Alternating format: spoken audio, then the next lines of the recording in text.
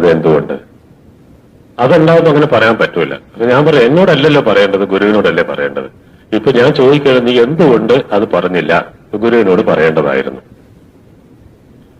അപ്പൊ പറഞ്ഞു, അല്ല ജന്നി പറഞ്ഞു, എടാ നിന്നോട് പറഞ്ഞില്ലേ ആ സത്യം ഞങ്ങളോട് പറയരുതെന്ന്? അതെ, അത് പറഞ്ഞു. അതാരാ പറഞ്ഞത്? ഗുരുവാണ് പറഞ്ഞത്. അപ്പൊ ഞങ്ങളോട് പറയരുതെന്ന് ഗുരു പറഞ്ഞിട്ടുണ്ടോ? ഉണ്ട്. ഞാൻ ചോദിച്ചു, അത് പറഞ്ഞത് ഗുരു തന്നെയാണോ? അതെ. അതെങ്ങനെ നിനക്കറിയാം? അതെനിക്കറിയില്ല. അപ്പൊ ഗുരുവിന്റെ രൂപത്തിൽ ഒരാത്മാവ് നിന്ന് പറഞ്ഞു കൊടുത്തൊരു സത്യമാണെന്ന് ആ കുട്ടിക്ക് മനസ്സിലായില്ല.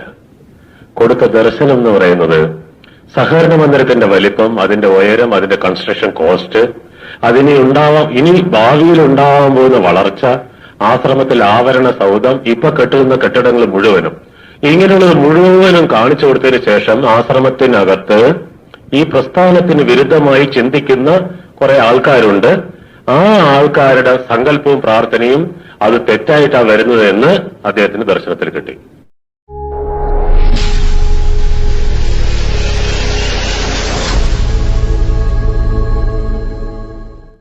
സദ്വേഷണം.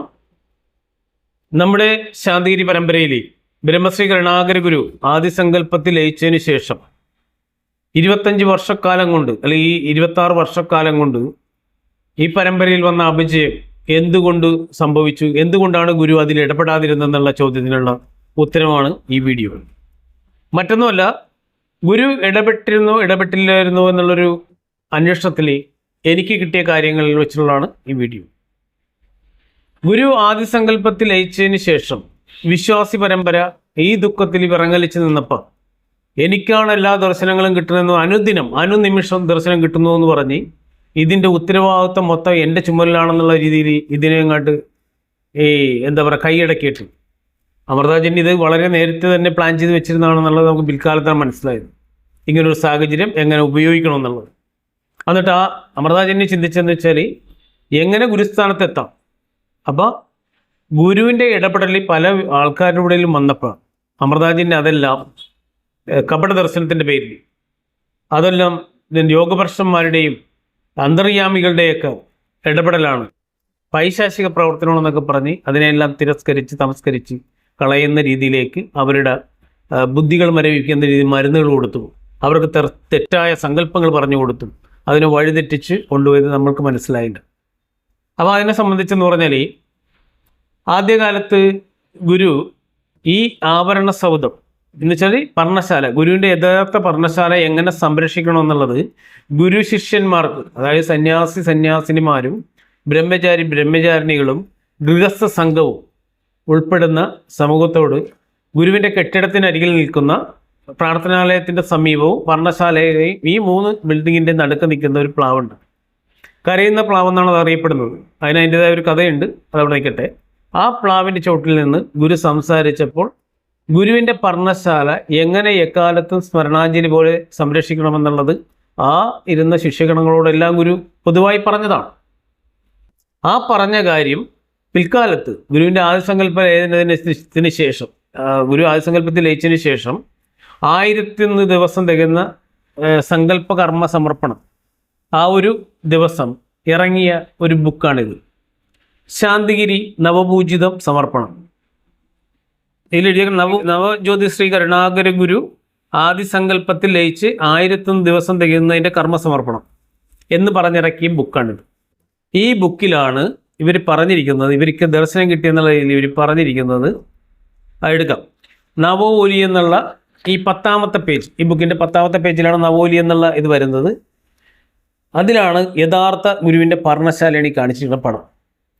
ഈ പർണശാലേനെയാണ് ഗുരു സംരക്ഷിക്കണമെന്ന് പറഞ്ഞിരിക്കുന്നത്. ഈ പർണശാല സംരക്ഷിക്കാൻ വേണ്ടിയാണ് ഇവിടെ താമര പർണശാല എന്ന് പറഞ്ഞൊരു ആവരണ സൗധം. ആദ്യകാലത്ത് ആവരണ സൗധം എന്നാണ്, കാരണം നമ്മൾ ചെമ്പഴന്തിയിലൊക്കെ പോയി നോക്കി അറിയാൻ പറ്റും. ആവരണ സൗധം, ആ കുടിൽ എങ്ങനെ എത്രത്തോളം മനോഹരമായിട്ടാണ്, അതിൽ എത്രത്തോളം ആണ് അവർ സംരക്ഷിച്ചിരിക്കുന്നതെന്ന് നമുക്കത് മനസ്സിലാക്കാൻ സാധിക്കും, ഒരു കുടിലായിട്ട് പോലും. അപ്പോൾ ഇതുപോലൊരു എക്കാലത്തും സ്മരണാഞ്ജലി പോലെ സംരക്ഷിക്കാൻ പറ്റുന്ന, ഗുരു ഓടിട്ട് നല്ല രീതിയിൽ സംരക്ഷിച്ചിരുന്ന ആ ഒരു കെട്ടിടത്തെ അവർ ഇവിടെ ദർശനത്തിൽ പറയുന്നത് എന്ന് വെച്ചാൽ 11ാമത്തെ പേജിൽ ഏകദേശം മധ്യഭാഗത്തായിട്ട് ഒരു ഇടതുവശം. അതിൽ പറയുന്നത് ദർശനം കിട്ടിയ രീതി പറയുന്നതാണ്. ഗുരു ദിവ്യപൂജ സമർപ്പണം കൈക്കൊണ്ട് ശയിക്കുന്ന പർണശാല അതേപടി നിലനിർത്തി എക്കാലവും സ്മരണാഞ്ജലി പോലെ സംരക്ഷിക്കണമെന്നും യോഗ്യവും തേജോഹരവുമായ ഒരു ആവരണ സൗധം പരമ്പരയുടെ പൂർണ്ണമായ സ്നേഹാദരങ്ങളോടും സഹകരണത്തോടും കൂടി പടുത്തുയർത്തണമെന്നും ഗുരു അറിയിച്ചു. പർണശാലയിൽ സ്ഥാപിച്ചിരിക്കുന്ന വിഗ്രഹം ചുവട്ടിൽ നിന്നും വിളർന്ന താമരയുടെ ആകൃതിയിൽ 27 നക്ഷത്രം, 12 രാശി, 9 ഗ്രഹം ഈ കണക്കിൽ ഇതിരുകളോടുകൂടി നിർമ്മിക്കണം.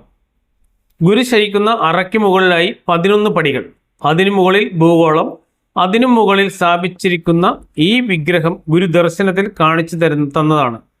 പർണശാലയിൽ ആരും ഷർട്ട് ധരിച്ച് കയറരുത് എന്നും സമാധി എന്ന് ഒരിക്കലും പറയരുത് എന്നും പർണശാലയുടെ മുമ്പിൽ പർണശാല എന്ന് എഴുതി വെക്കണമെന്നും ഗുരു അറിയിച്ചു.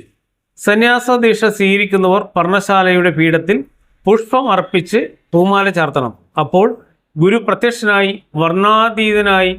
വർണ്ണാതീതമായ ഭാവത്തിൽ നിന്നുകൊണ്ട് അവർക്ക് ഗുരുവായിട്ട് തന്നെ എല്ലാം കൊടുക്കുന്നത് അവർ തന്നെ കാണുകയാണ്. 12 ദിവസം ഗുരുവെ പൂജിച്ചിട്ട് സന്യാസ ദീക്ഷ സ്വീകരിക്കുന്നവർക്ക് പേരും വസ്ത്രവും മറ്റെല്ലാ കാര്യങ്ങളും ഗുരു തന്നെ കാണിച്ചു കൊടുക്കും. അതെല്ലാ കാലത്തും ഗുരു തന്നെ പറഞ്ഞു കൊടുക്കും.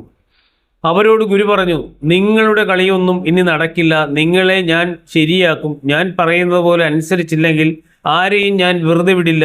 മനുസമ്പ്രദായത്തിൻ്റെ ഏറ്റവും വലിയ തിരുത്തായ കലിധർമ്മം എങ്ങനെ ബ്രഹ്മമായിട്ട് പ്രവർത്തിച്ച് ലോകത്ത് കൊണ്ടുവരണമെന്ന് ഒന്നും അറിയാത്ത നിങ്ങളിൽ കൂടി ലോകത്തെ അറിയിക്കുന്ന ആശയം എൻ്റെ ധർമ്മമായിട്ട് തന്നെ കരുതണം. ഇതാണ് അമൃതാജന്യക്ക് ദർശനം കിട്ടിയെന്നും പറഞ്ഞ് ഇവിടെ ഒരുപാട് ഒരുപാട് പറയുകയുണ്ടായി ഈ അമൃതാജന്യ. അതിൽ പറഞ്ഞിരിക്കുന്നത് വെച്ചാൽ ഈ ഗുരു ശരീരത്തോടെ ഇരുന്നപ്പോൾ പറഞ്ഞ കാര്യങ്ങളുടെ കൂടെ അതിൻ്റെ അനുഭവത്തിലും ആ സത്യങ്ങൾ പറയുന്നതിൻ്റെ കൂടെ ഇവർ വേറൊരു കാര്യമാണ് പറഞ്ഞത്. നിങ്ങൾ ആരെയും മര്യാദക്ക് നില്ലെങ്കിൽ ഞാൻ ശരിയാക്കും, നിങ്ങളെ പാഠം പഠിപ്പിക്കും എന്ന് വെച്ചാൽ ആത്മീയപരമായൊരു ഭീഷണി അതിലേക്ക് കലർത്തി. എന്നിട്ട് ആൾക്കാരെ എല്ലാം വരുതിയിലാക്കാൻ ശ്രമിച്ചു. മനസ്സിലായി? പേടിപ്പിച്ച് ഭയപ്പെടുത്തി കൂടെ നിർത്തുക. നിങ്ങളെല്ലാം സൂക്ഷിച്ച് നിന്നില്ലെങ്കിൽ തെറിച്ചു പോകും. ഇതാണ് ദർശനത്തിൽ കിട്ടിയെന്ന് പറഞ്ഞ് അങ്ങനെ ഒരുപാട് കാര്യങ്ങൾ പറഞ്ഞ് ആൾക്കാരെ ഈ ഒരു ദുഃഖത്തിൽ ആണ്ട് നിൽക്കുന്ന ഈ മനുഷ്യ അല്ലെങ്കിൽ വിശ്വാസ സമൂഹത്തെ, ഗുരുവിൻ്റെ യഥാർത്ഥ ഭക്തരെ ഈ ഭയത്തിന് ഇവരിലേക്ക് ഒരു വിധേയത്വം ഉണ്ടാക്കാനായിട്ടുള്ള ഒരുപാട് കാര്യങ്ങൾ ഇത് ചെയ്തു വെച്ചു. യഥാർത്ഥത്തിൽ നമ്മുടെ ഗുരുപരമ്പരയ്ക്ക് പറ്റി തെറ്റെന്ന് പറഞ്ഞാൽ ഈ കലിയുഗത്തിൽ ബ്രഹ്മം ആദ്യമായിട്ട് കരുതിയിരുന്നത് ഈ യുഗധർമ്മം നടപ്പിലാക്കാൻ കരുതിയിരുന്നത് ഹംസനെയാണ്. ഹംസൻ ഈ ദേവീദേവ പ്രത്യക്ഷമുള്ള ഒരു നല്ലൊരു ഭക്തനായിരുന്നു. നല്ല കർമ്മശേഷിയുള്ള, നല്ല പുണ്യാംശമുള്ള, നല്ല ഭാഗ്യമുള്ള, അങ്ങനെ ഒരു ഉന്നതനായ ഒരു വ്യക്തിയാണ് ഈ ഹംസൻ എന്ന് പറയുന്നത്. ഇത് നമ്മൾ പഠിച്ചിരിക്കുന്നത് ഗുരു പറഞ്ഞിരുന്ന അറിവിൽ വെച്ചാണ്, ഗുരുവാണികളിൽ നിന്ന് കിട്ടിയ അറിവിൽ വെച്ചാണ് ഞാനീ പറയുന്നത്. അപ്പോൾ അദ്ദേഹത്തിന് ഒരുക്കി കൊണ്ടുവന്നപ്പോഴും അദ്ദേഹത്തിന് ഈ ദേവീദേവന്മാരെ പ്രത്യക്ഷമുള്ളത് കൊണ്ട് ബ്രഹ്മത്തിൻ്റെ വാക്കുകൾ അദ്ദേഹം അനുസരിച്ചില്ല. കാരണം ബ്രഹ്മത്തിൽ നിന്ന്, പ്രകാശത്തിൽ നിന്ന് വാക്കുകൾ കിട്ടുകയും ദേവീദേവന്മാർ പ്രത്യക്ഷത്തിൽ വന്ന് പറയുകയും ചെയ്യുമ്പോൾ രണ്ടിൽ ഏത് സ്വീകരിക്കണമെന്നുള്ള ഒരു തിരിച്ചറിവ് ഹംസന് ഇല്ലാതെ പോയി. അപ്പോൾ ദേവീദേവന്മാർ പറഞ്ഞ് ഞങ്ങൾ പറയുന്ന അനുസരിച്ചാൽ മതി എന്ന് പറഞ്ഞപ്പോൾ അദ്ദേഹം ആ വഴിയിലൂടെ സഞ്ചരിച്ചു. ആ വഴിയിലൂടെ സഞ്ചരിച്ചപ്പോൾ ബ്രഹ്മശാപം ഉണ്ടായി. ബ്രഹ്മം പറഞ്ഞതെന്ന് വെച്ചാൽ നിന്നെ വധിക്കാൻ നിന്റെ കുടുംബത്തിൽ നിന്ന് തന്നെ ആളെ കൊണ്ടുവരുമെന്നാണ് പറഞ്ഞു.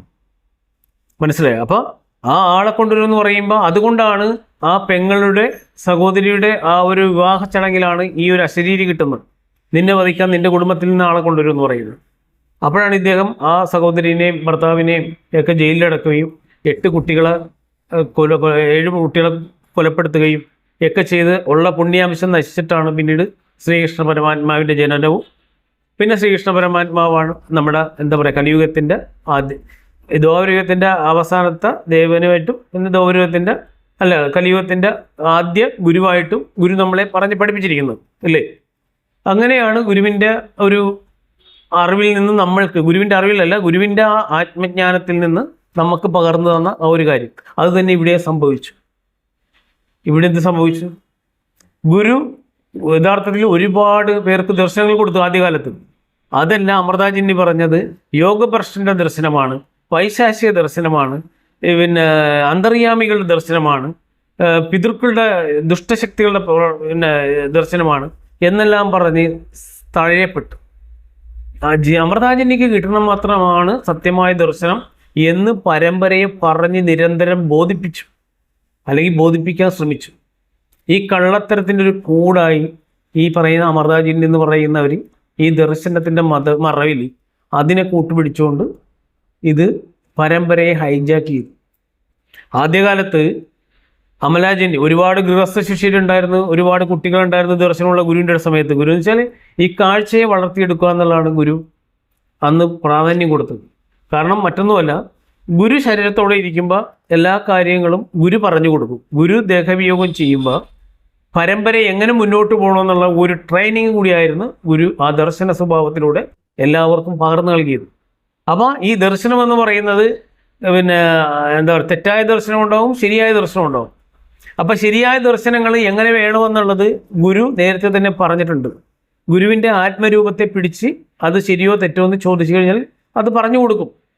മനസ്സിലായോ? ഗുരു ശരീരത്തോടെ എന്തായാലും ഇല്ലേലും ഈ എന്താ പറയുക, ഓരോരോ വിദ്യകൾ ഓതിപ്പടിക്കേണ്ട നേരെ യുദിക്കും മനസ്സ് തന്നിൽ എന്ന് പറഞ്ഞ പോലെ ഗുരുവിനെ പ്രാർത്ഥിച്ച് സങ്കല്പിച്ച് കിട്ടിയ ദർശനം സത്യമാണോ എന്ന് ചോദിച്ചാൽ ഗുരു അത് നമ്മൾക്ക് അനുഭവവേദ്യമാക്കി തരും. ശരിയാണെങ്കിൽ, തെറ്റാണെങ്കിൽ അത് തെറ്റാണെന്ന് ഗ്രഹിച്ചു തരും. അതിന് നമ്മൾ എന്ത് ചെയ്ത്, നമ്മൾ ഈ പേറ്റൻ്റ് എടുത്തിരിക്കുന്ന പോലെയാണ് അമൃതാജന്യ അന്ന് പ്രവർത്തിച്ചത്. ഈ ദർശനം അവർക്ക് മാത്രം സ്വന്തം, അവർക്ക് കിട്ടണില്ല സത്യദർശനം എന്നുള്ള രീതിയിലാണ്. ഗുരു എന്തുകൊണ്ടാണ് അമലാജന്യ, സാത്വികജന്യ, അമൃതാജന്യ ഒരു വ്യക്തിക്കല്ലായിരുന്നു ദർശനം കിട്ടിക്കൊണ്ടുന്നത്? അമലാജന്യ ഇപ്പം സന്യാസിനിമാരെ തന്നെ 3 പേരെ അടുപ്പിച്ച് നിർത്തിയപ്പോൾ അതിൽ ആദ്യത്തെ ആളെ തെറ്റിച്ചത് ആരാണ്? ആദ്യത്തെ ആളെന്ന് പറഞ്ഞാൽ എല്ലാവരെയും ഈ പറയുന്ന ദർശന സ്വഭാവത്തിൽ ഏറ്റവും മുൻപന്തിയിൽ നിന്നതാണ്. മനസ്സിലായോ? അപ്പോൾ ആ ആദ്യത്തെ ആളെ തെറ്റിച്ചത് ഈ പറയുന്ന ചേർത്തന അനിൽ എന്ന് പറയുന്ന ആ നീചനായ മനുഷ്യനാണ്. അവരുടെ കുടുംബത്തിൽ നിന്ന് തന്നെയാണ് ഇതെൻ്റെ ആദ്യത്തെ ഒരു ദർശനം നശിപ്പിക്കാനുള്ള കാരണഭൂതനായ ഒരാൾ വന്നത്, അല്ലെങ്കിൽ കാരണക്കാരനായ ഒരാൾ വന്നത്. ആ ആള് ഇത് തെറ്റിച്ച് നശിപ്പിക്കാൻ ശ്രമിച്ചപ്പോൾ ഗുരു അന്നേ വാണിംഗ് കൊടുത്തു വിശ്വാസി പരമ്പരയോട്. ഇവനെയോ ഇവൻ്റെ കുടുംബത്തെയോ 3 തലമുറ ഈ പ്രസ്ഥാനത്തിൻ്റെ ഒരു അധികാര സ്ഥാനത്തും വരുത്തരുത് എന്ന് പറഞ്ഞുകൊണ്ട്. പക്ഷേ പിൽക്കാലത്ത് അയാൾ പിന്നെയും വന്നും പോയും പിന്നെ വിവാഹവും കഴിച്ചു. അതെല്ലാം ആൾക്കാർ വിസ്മൃതിയിലായപ്പോൾ ഈ സാത്വികജന്യയും അമൃതാജന്യമായി ഈ ദർശനം ഗുരു നോക്കിക്കുന്നു. സാത്വികജന്യ ഒരു സാത്വിക സ്വഭാവം ഉള്ളത് കൊണ്ട്, ഒരു അധികാര വടംവലിക്കും ഇല്ലാത്തതുകൊണ്ട് ഈ അമൃതാജന്യ ആവശ്യമില്ലാത്ത കാര്യങ്ങളെല്ലാം ഗുരുവിനോട് പറഞ്ഞ് ഈ സാത്വികജന്യനെ ഗുരുവിൽ നിന്ന് അകത്താൻ നോക്കി. ഏതൊരു ഗുരുവും ഒരു ശിഷ്യനെ അകത്തി മാറ്റി നിർത്തില്ല. പക്ഷേ ഈ ശിഷ്യന്മാർക്കൊരു കുഴപ്പമുണ്ട്, ഗുരു വഴക്ക് പറഞ്ഞാലും മാറി നിൽക്കുന്നൊരു സ്വഭാവം. അപ്പം അങ്ങനെ വന്നപ്പോൾ എന്ന് പറഞ്ഞാൽ ഇതിൻ്റെ ഒരു കുടിലത മനസ്സിലാക്കാതെ, ഒരു ചതി മനസ്സിലാക്കാതെ സാത്വികജന്യ ചില സന്ദർഭങ്ങളിലെല്ലാം ഗുരു വഴക്ക് പറയുക, പിന്നെ ഗുരുവിൻ്റെ അടുത്ത് പോകാതെ ഇരിക്കുമ്പോൾ ഇവർ കൂടുതൽ അതിലേക്ക് ഇടപെട്ട് ഗുരുവിൻ്റെ അവസാന നാളുകളിൽ ഈ അമൃതാജന്യാണ് പിന്നെ കുറച്ച് കാര്യങ്ങൾ നോക്കിയത്. പക്ഷെ അതിൽ ഒരുപാട് തെറ്റുകളും വന്നിട്ടുണ്ട്. ഈ ഇന്ദിരാഗാന്ധി മരണപ്പെട്ടതിനെ കുറിച്ചൊക്കെ പറഞ്ഞ അമൃതാജന്യയുടെ ഏറ്റവും വലിയ ദർശനങ്ങളുടെ പിഴവാണത്. പക്ഷേ ദർശനം പിഴവാണെങ്കിലും ഗുരുവിനെ അറിയാമെങ്കിലും ഗുരു ആ കാലത്ത് പറഞ്ഞതെന്ന് പറഞ്ഞാൽ ഇത് പത്ര ഓഫീസിലേക്ക് പോകുമ്പോൾ അതിന് പറഞ്ഞു വിട്ട ആൾക്കാരോട് പറഞ്ഞതെന്ന് പറഞ്ഞാൽ, നിങ്ങൾ എന്തെങ്കിലും ഒരു തടസ്സം കണ്ടാൽ അത് പോകരുത്. ദർശനം തെറ്റാണെന്നല്ല ഗുരു പറഞ്ഞത്. ഗുരു പറഞ്ഞതെന്ന് വെച്ചാൽ ഗുരുവിനറിയാം ആ ദർശനം തെറ്റാണെന്നുള്ളത്. പിന്നെ അതിന് സാത്വികജന്യ പറഞ്ഞത് ദർശനം എന്ന് പറഞ്ഞാൽ ഈ ഇന്ദിരാഗാന്ധി മരണപ്പെട്ടു എന്ന് തന്നെയാണ്. പക്ഷേ അമൃതാജന്യ പറഞ്ഞത് മരണപ്പെട്ടിട്ടില്ല, ജീവനുണ്ട് എന്ന് തന്നെയാണ് പറഞ്ഞത്. അപ്പോൾ എന്ത് പറ്റി? പുറത്തിറങ്ങിയപ്പോൾ പത്ര ഓഫീസിലേക്ക് പോകാൻ നേരത്തെ ഇറങ്ങിയപ്പോൾ ഉഷാമ്മയൊക്കെ അതിന് സാക്ഷികളാണ്, OV ഉഷാമ്മ. അപ്പോൾ പത്ര ഓഫീസിലേക്ക് പോകാൻ തുനിഞ്ഞിറങ്ങിയപ്പോൾ എന്ന് പറഞ്ഞാൽ ജീപ്പ് വർക്ക് ചെയ്യുന്നില്ല, സ്റ്റാർട്ടാകുന്നില്ല. അപ്പോൾ അവരെന്ത് ചെയ്ത് തള്ളിയടിക്കുക എന്തോ ചെയ്തു. എന്നുവെച്ചാൽ ഗുരു എന്താ പറഞ്ഞിരിക്കുന്നത്? തടസ്സമുണ്ടെങ്കിൽ നിങ്ങളത് പോകരുത്. തടസ്സം, അപ്പോൾ ഗുരു ഇതെല്ലാം അറിഞ്ഞിട്ട് തന്നെയല്ലേ പറയുന്നത്. അത് മനസ്സിലാക്കാനുള്ള ഒരു ബുദ്ധിയോ ഒരു കഴിവോ അറിവോ അന്നത്തെ ആ ഒരു ശിഷ്യ സമൂഹത്തിൽ ഇല്ലാത്തതിൻ്റെ ഒരു കുഴപ്പം കൂടി ഉണ്ടത്. അവരെ ഒരു ദൗത്യം ഏൽപ്പിച്ചു, അതെങ്ങനെയെങ്കിലും വിജയിപ്പിക്കണമെന്നുള്ള ഒരു ഇതായിരുന്നു അവർക്കും.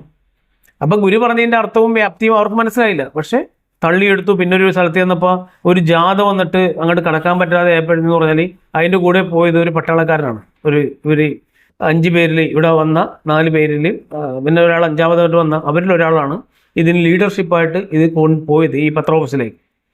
അപ്പോൾ അതിനെയൊക്കെ അതിജീവിച്ച് അവർ കൊണ്ട് കൊടുത്ത് പ്രസ്ഥാനം അന്ന് ഒരുപാട് നാണക്കേട് സഹിച്ചാണ് ഈ അമൃതാജിനിയുടെ തെറ്റായ ഒരു ദർശനം കാരണം.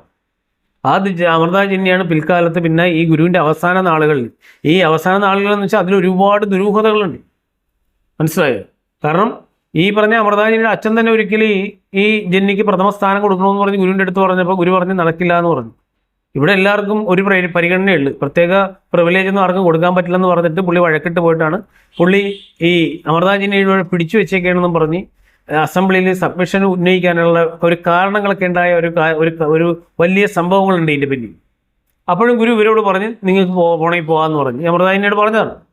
അപ്പോൾ ഇവരെന്ത് ചെയ്തു? ഇവർക്ക് ഈ മോഹം നിൽക്കില്ലേ, ഗുരുസ്ഥാനം എന്ന് പറയുന്ന മോഹം നിൽക്കുന്നതുകൊണ്ട് ഇവർ അന്നും അത് ഞാൻ പോകുന്നില്ല എന്ന് പറഞ്ഞ് പിന്നീട് ഗുരുവിന് ഒരിക്കലും ഇവരെ പറഞ്ഞു വിടാൻ പറ്റാത്തൊരു സ്ഥിതിയായി.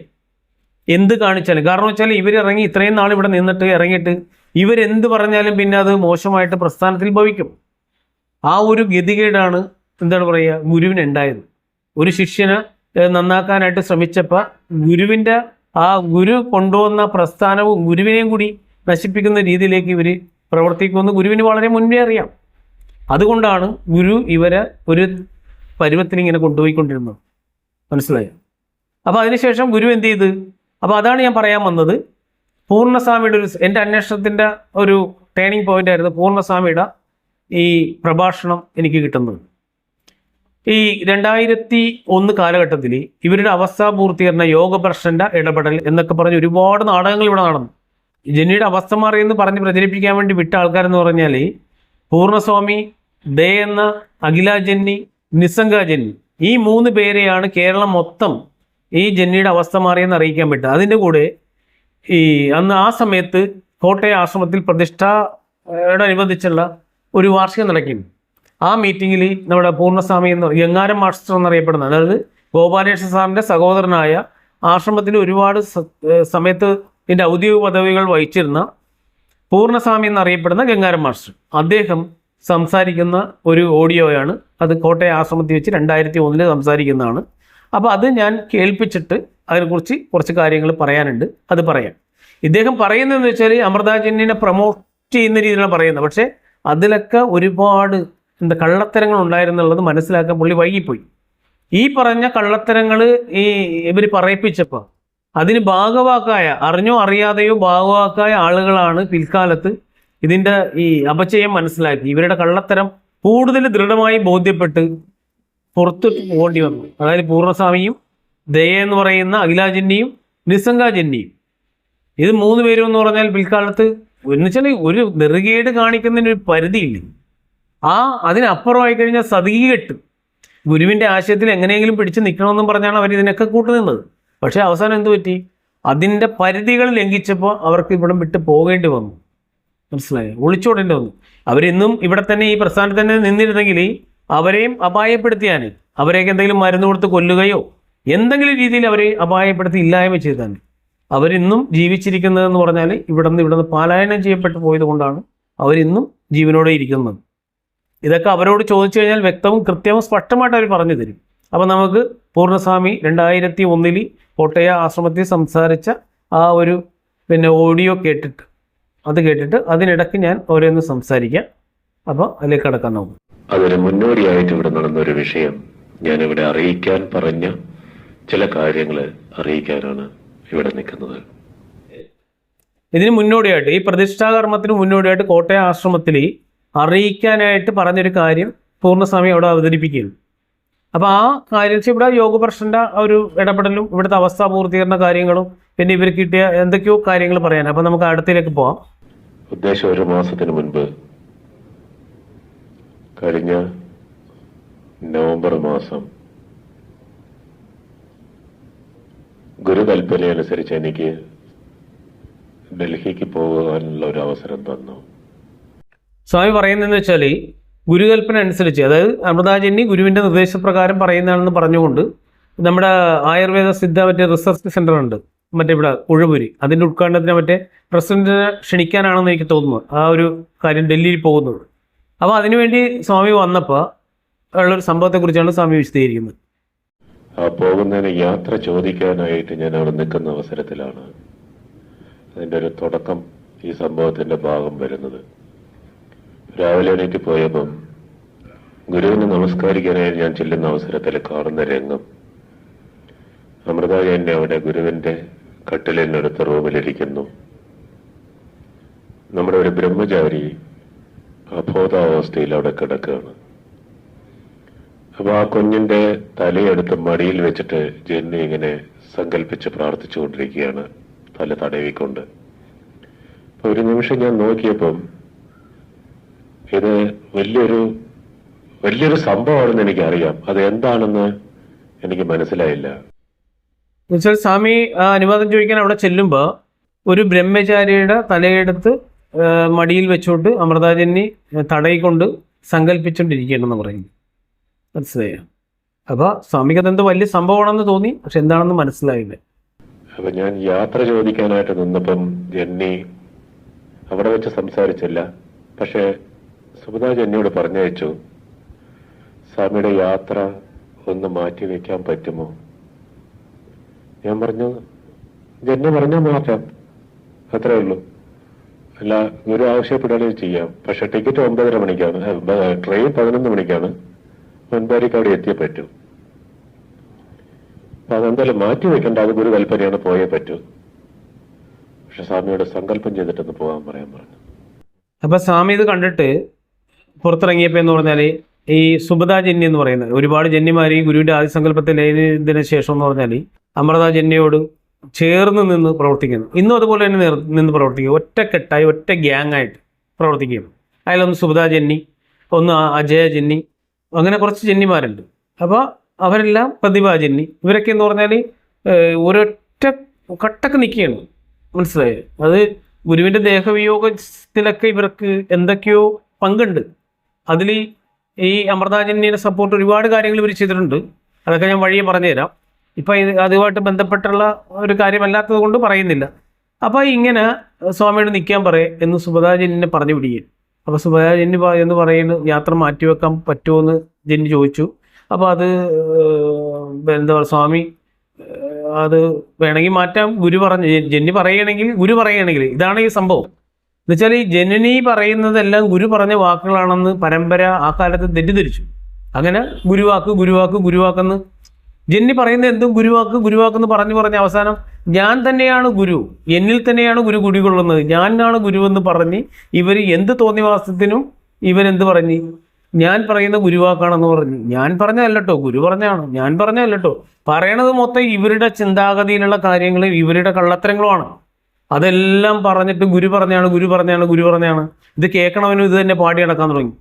ഗുരു എന്നോട് ഇത് പറഞ്ഞു, ഗുരു എന്നോട് അത് പറഞ്ഞു. അവസാനം ആരാണ് ഗുരു എന്ന് ചോദിച്ചപ്പോൾ അമൃതാജന്യാണ് ഗുരു എന്നുള്ള രീതിയിലേക്ക് മാറി സംഭവം. മനസ്സിലായേ? ഇതൊരുപാട് ഭയങ്കര അതിബുദ്ധിപരമായ ഒരു ബുദ്ധി കേന്ദ്രം നിന്ന് പ്രവർത്തിക്കുന്ന പോലെയാണ്. കാപട്യത്തിൻ്റെ, ചതിയുടെ, വഞ്ചനയുടെ ബുദ്ധി കേന്ദ്രങ്ങളാണ്. അപ്പം നമുക്ക് അടുത്ത് കേൾക്കാം സ്വാമി എന്താ പറയണം നമ്മൾ. അപ്പോൾ സ്വാമി അത് ഗുരു പറയുകയാണെങ്കിൽ നമുക്ക് മാറ്റിവെക്കാം എന്ന് പറഞ്ഞു. പക്ഷെ പോകാതിരിക്കണ്ട, പോകണം. അപ്പോൾ എന്ത് പറയണമെന്ന് അവർ ആലോചിക്കും. സ്വാമി ഇത് കണ്ടല്ലോ, ഇങ്ങനൊരു രംഗം കണ്ടപ്പോൾ എന്ത് പറയണമെന്ന് ആലോചിച്ച് അവർ അതിനൊരു ഉത്തരം കണ്ടെത്താൻ വേണ്ടി പറ്റിയില്ലെന്ന്. അങ്ങനെ ഞാൻ വീണ്ടും വന്ന് ഗുരുവിൻ്റെ അടുത്തിരുന്ന് ഞാനത് ചോദിക്കുന്നില്ല അതെന്താണെന്ന്, അതൊരു മാറ്റമാണെന്ന് മാത്രമേ എനിക്കറിയാം. അവിടെ ഇരുന്നാൽ 5 മിനിറ്റ് നേരം സങ്കല്പിച്ച് പ്രാർത്ഥിച്ച് ഗുരുവിന്റെ ഇച്ഛ നടപ്പിലാകട്ടെ, എനിക്കൊന്നും അറിഞ്ഞൂടാ. അങ്ങനെ പ്രാർത്ഥിച്ചതിന് ശേഷം ജന്നി പറഞ്ഞു, ഇനി പൊക്കോളൂ, കാര്യം ഭംഗിയായിട്ട് ചെയ്തിട്ട് വരാനായിട്ട് പറഞ്ഞു. പക്ഷെ എൻ്റെ മനസ്സിലിത് ഇങ്ങനെ കിടന്ന് വിഷമിച്ച് നിൽക്കുകയായിരുന്നു. ഇതെന്താണ് സംഭവം എന്ന് എനിക്കറിയില്ല. സ്വാമിക്ക് സത്യം പറഞ്ഞതൊന്നും മനസ്സിലായില്ല. സ്വാമി ആകെ ഒരു അങ്കലാപ്പിലായിപ്പോയി ഇങ്ങനൊരു രംഗം കണ്ടപ്പോൾ. കാരണം സാധാരണഗതിയിൽ ആശ്രമത്തിൽ അങ്ങനെ ഒരു പരിചയമില്ല. ഒരു ജന്നിയുടെ മടിയിലെടുത്ത് വെച്ച്, ഒരു തലയെടുത്ത് വെച്ച്, ഒരു ചെറുപ്പക്കാരൻ്റെ തലയെടുത്ത് വെച്ച് നടക്കുന്ന ഒരു ശീലമില്ല. അപ്പോൾ സ്വാമിനെ വിളിച്ച് പിന്നെ തിരിച്ചു കൊണ്ടുപോയിട്ട് അവിടെ ഇരുന്ന് സങ്കല്പിക്കാൻ പറഞ്ഞ് സങ്കല്പിച്ചു. ഗുരുവിൻ്റെ എനിക്കൊന്നും അറിയില്ല, ഗുരുവിൻ്റെ ഇച്ഛ നടപ്പാകണേ എന്ന് സ്വാമി സങ്കല്പിച്ചു. എന്നിട്ട് സ്വാമി ഇറങ്ങിയാണ്. എന്നാലും സ്വാമിയുടെ മനസ്സിൽ ഈ ഒരു ഇത് അലട്ടിക്കൊണ്ടിരുന്നു. അതാണ് സ്വാമി പറഞ്ഞത്. എന്നെ പുറത്ത് വന്ന് ചോദിച്ചപ്പം ജന്നി എന്നെ അറിയിക്കാനായിട്ടൊരു 2 വാക്കിലൊരു കാര്യം പറഞ്ഞു. ഒരു ജീവന്റെ ഒരു മാറ്റമാണ് ആ കുട്ടിക്ക്. അപ്പൊ അത് കുറച്ച് പ്രയാസപ്പെടും, സാരമില്ല, പ്രാർത്ഥിച്ച് ഗുരുവിന്റെ കാരുണ്യം കൊണ്ടെത്തും. അപ്പൊ എൻ്റെ അടുത്ത് പ്രാർത്ഥിക്കാൻ പറഞ്ഞു. അപ്പൊ ഞാനിങ്ങനെ ഓരോ യാമങ്ങളിലും ഇങ്ങനെ പ്രാർത്ഥന ജന്നി പറഞ്ഞാണ്. അപ്പൊ ഗുരു കൽപ്പനയാണ്, പ്രാർത്ഥനയായിട്ട് പോവാണ്. അപ്പോൾ ഇദ്ദേഹത്തിൻ്റെ മനസ്സിൽ ഇങ്ങനെ ഒരു ആശയക്കുഴപ്പമുണ്ടെന്ന് മനസ്സിലാക്കിയപ്പോൾ ജെന്നി പറഞ്ഞു, അമൃത ജെന്നി 2 വാക്കിൽ ഉത്തരം പറഞ്ഞു. ആ കുട്ടിയുടെ ജീവനിലൊരു മാറ്റമാണ്, ആ മാറ്റം കുറച്ച് പ്രയാസപ്പെടും, അപ്പോൾ അതുകൊണ്ട് പ്രാർത്ഥിക്കണം എന്ന് പറഞ്ഞു സ്വാമിനെ യാത്രയാക്കി. അങ്ങനെ സ്വാമി പോകുന്നു, ഡൽഹിക്ക് പോകുന്ന ആ ഒരു കാര്യമാണ് പറഞ്ഞത്. അന്ന് വൈകുന്നേരത്ത് തന്നെ, അന്ന് വൈകിട്ട് ടെലിഫോൺ ചെയ്തു. ട്രെയിൻ പോകുമ്പോൾ ഒരു ഭാഗത്ത് നിർത്തിയിട്ട് വിജയവാഡയിൽ വെച്ചിട്ട് ടെലിഫോൺ ചെയ്തപ്പോൾ ജെന്നി പറഞ്ഞു, കുഴപ്പമില്ല സ്വാമി ധൈര്യമായിട്ട് പോക്കോളൂ, ഒന്നുമില്ല എന്ന്. പക്ഷെ അതൊരു തുടക്കം മാത്രമാണ്, ഇനിയുണ്ടാവും. പിന്നെ എന്താണെന്ന് എനിക്ക് മനസ്സിലായി.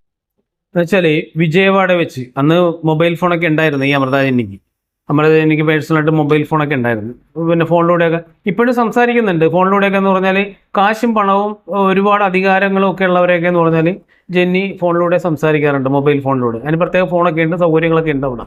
അവരെല്ലാം നേരിട്ട് കൈകാര്യം ചെയ്യുന്നത്. പക്ഷേ പി എമാരുണ്ടാവുമല്ലോ, മുതലാളിമാർക്ക് പി എമാരുണ്ടാവും ഫോൺ കൈകാര്യം ചെയ്യാനായിട്ട് എന്ന് പറഞ്ഞതുപോലെ ഇവർക്കും ഇവരുടെ ഫോൺ കൈകാര്യം ചെയ്യാൻ ആൾക്കാരുണ്ട്. ഈ ടെലിഫോണിൽ സംസാരിക്കില്ലെന്നൊക്കെ പലരും പറയും വ്യാജമായിട്ട്, പക്ഷെ സംസാരിക്കാറുണ്ട്.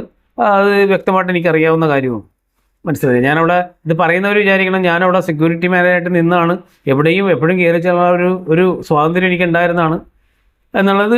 ഞാൻ അധികാരമൊന്നും മുതലാക്കിയിട്ടില്ലെങ്കിലും നമുക്ക് എവിടെയും എപ്പോഴും കയറി ചെല്ലാനുള്ള സ്വാതന്ത്ര്യം ഉണ്ടായിരുന്ന ഒരു വ്യക്തിയാണ്. അപ്പോൾ സ്വാമി വിളിച്ച് ചോദിച്ചു എങ്ങനെ എന്താണെന്നുള്ളത്. വിജയവാഡ എത്തിയപ്പോൾ സ്വാമി വിളിച്ച് ചോദിച്ചു.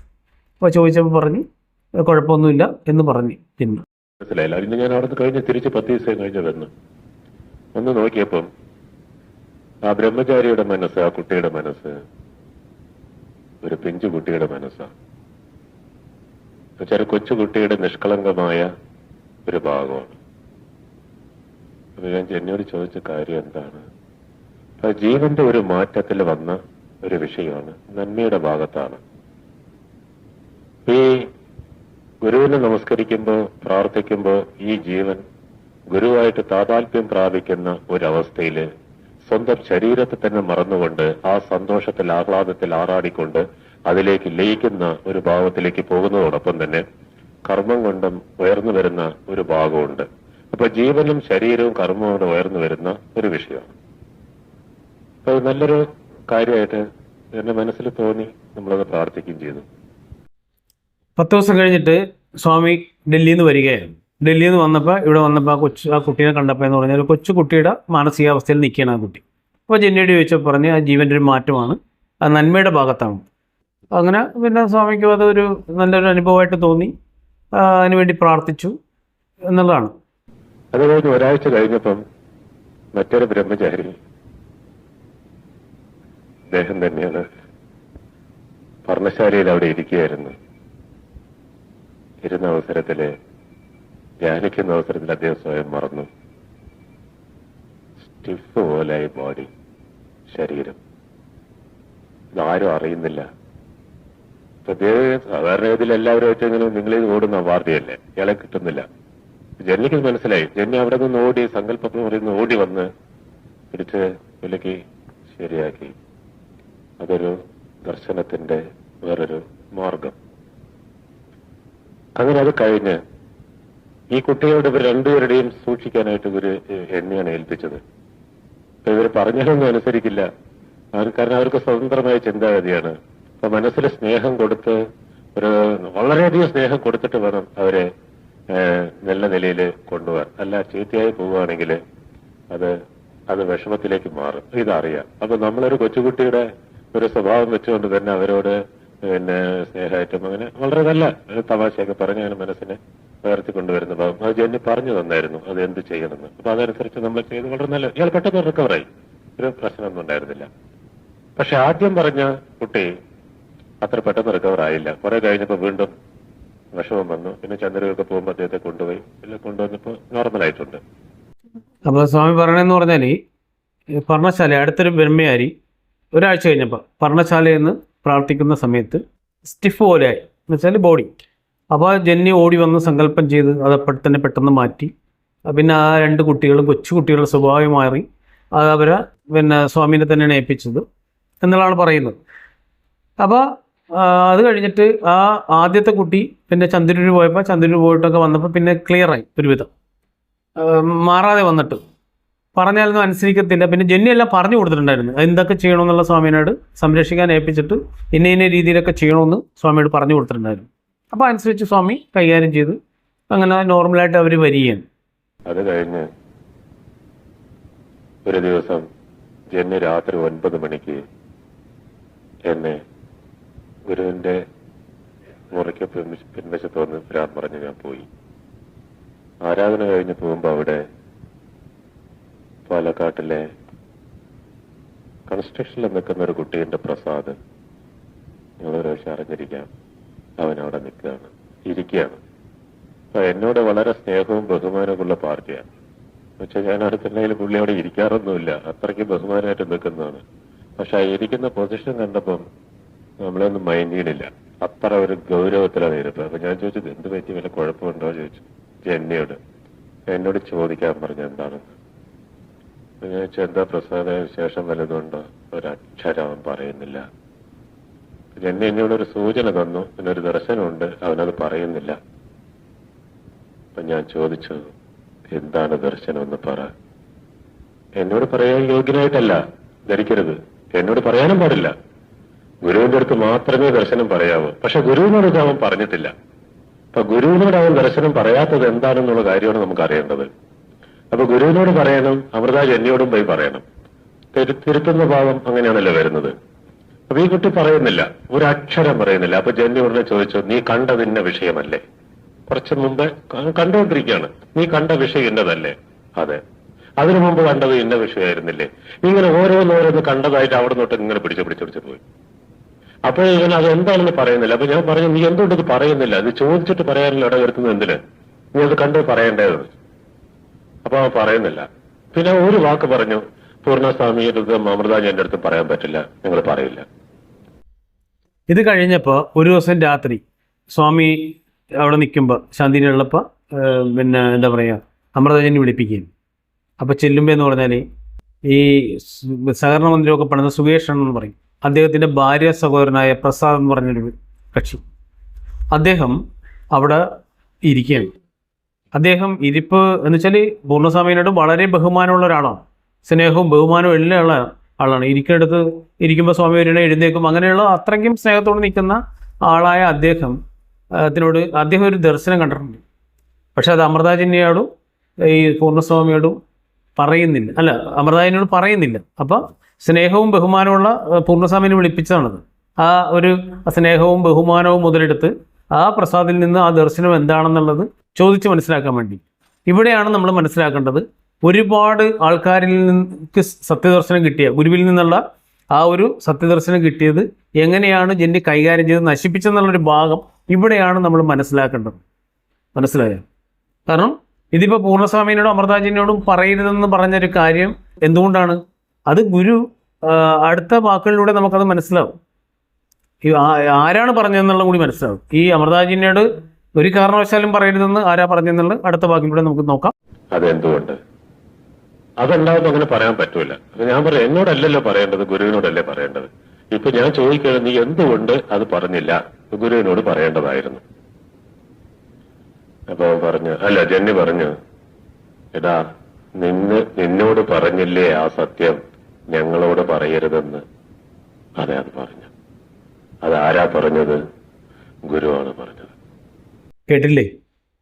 കാരണം അമൃതാജന്യ അവനോട് ചോദിക്കുകയാണ്, നിന്നോട് ഈ സത്യം പറയരുതെന്ന് ഗുരു പറഞ്ഞില്ലേ? അല്ല, നിന്നോട് ഈ സത്യം ഞങ്ങളോട് പറയരുതെന്ന് പറഞ്ഞില്ലേ എന്ന് പറഞ്ഞു.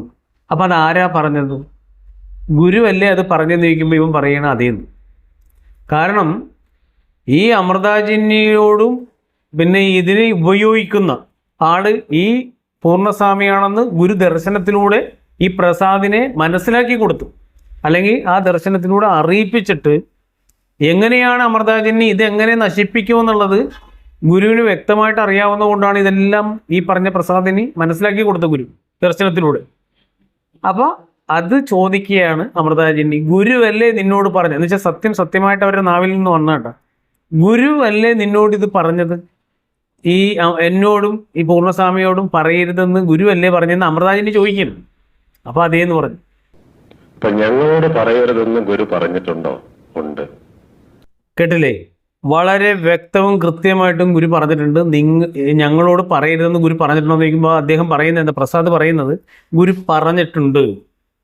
അപ്പം എന്ത് ഷാർപ്പാണെന്ന് നോക്കിയാൽ നമ്മൾ ആ ദർശനം ഗുരു അമൃതാജന്യെ ഇന്ന് നശിപ്പിക്കുന്ന രീതിയിൽ ഈ പ്രസ്ഥാനത്തെ നശിപ്പിച്ച് ഈ പരമ്പരയെയും നശിപ്പിച്ച് ഈ ലോക നന്മയെയും നശിപ്പിക്കും എന്ന് കണ്ടുകൊണ്ട് ഗുരു ദേഹവിയോഗശേഷം പ്രസാദ് എന്ന് പറഞ്ഞൊരു വ്യക്തിയിലൂടെ ഒരു ദർശനം, അതാണ് നമ്മളിപ്പോൾ കേൾക്കുന്നത്. അതേസമയത്ത് എത്രയോ ആയിരക്കണക്കിന് ആൾക്കാർക്ക് ഗുരു ദർശനം കൊടുത്തിട്ടുണ്ട്. അതെല്ലാം ഇവർ നശിപ്പിച്ച് കളഞ്ഞില്ലേ? ദർശനം എന്ന് പറയുന്നവർക്ക് മരുന്ന് കൊടുത്തും തെറ്റായ സങ്കല്പങ്ങൾ പറഞ്ഞു കൊടുത്തും തെറ്റായ കാര്യങ്ങൾ മാർഗനിർദ്ദേശങ്ങളും പറഞ്ഞു കൊടുത്തിട്ട് അവരുടെ ആ ഒരു എന്താ പറയുക, ആ ഒരു പുണ്യമായ ആ ഒരു ദൈവികമായ കനവിനെ ഇല്ലാതാക്കിയിട്ടില്ലേ? ഇലാമപ്പഴത്തിൻ്റെ വിത്ത് പിഴിഞ്ഞ് നമ്മൾ കുടിക്കേണ്ടതിന് പകരം അതിൻ്റെ ജ്യൂസ് അടിച്ച് പിഴിഞ്ഞ് ആ ഗുരു സിനിമയിൽ കാണിക്കുന്ന ആ ഒരു കർമ്മദോഷമല്ലേ ഇവർ കാണിച്ചത്? ആ ഒരു ചതിയല്ലേ ഇവർ പരമ്പരയോട് കാണിച്ചത് അമൃതായനി? ഞാൻ ചോദിച്ചു, അത് പറഞ്ഞത് ഗുരു തന്നെയാണോ? അതെ, അതെങ്ങനെ നിനക്കറിയാം? അതെനിക്കറിയില്ല. അപ്പൊ പൂർണ്ണസ്വാമി പ്രസാദിനായിട്ട് ചോദിക്കുകയാണ്, അത് ഗുരു തന്നെയാണെന്ന് നിനക്ക് എങ്ങനെ അറിയാം? ഒരു ഭക്തന് ഗുരു നേരെ ഉദിക്കും മനസ്സ് തന്നെയില്ല എന്നുള്ള രീതിയിൽ ആ ദർശനവശത്തിൽ കാണിച്ചു കൊടുക്കുകയാണ്. എന്തെല്ലാം കാര്യങ്ങൾ, ആരെയൊക്കെ സൂക്ഷിക്കണം, ആരോടൊക്കെ എന്തൊക്കെ പറയണം, എന്തൊക്കെ പറയാൻ പാടില്ല, എങ്ങനെ വേണം കാര്യങ്ങൾ എന്നെല്ലാം ഗുരു കാണിച്ചു കൊടുക്കുകയാണ്. അപ്പൊ ഗുരുവിന്റെ രൂപത്തിൽ ഒരാത്മാവ് നിന്ന് പറഞ്ഞു കൊടുത്തൊരു സത്യമാണെന്ന് ആ കുട്ടിക്ക് മനസ്സിലായില്ല.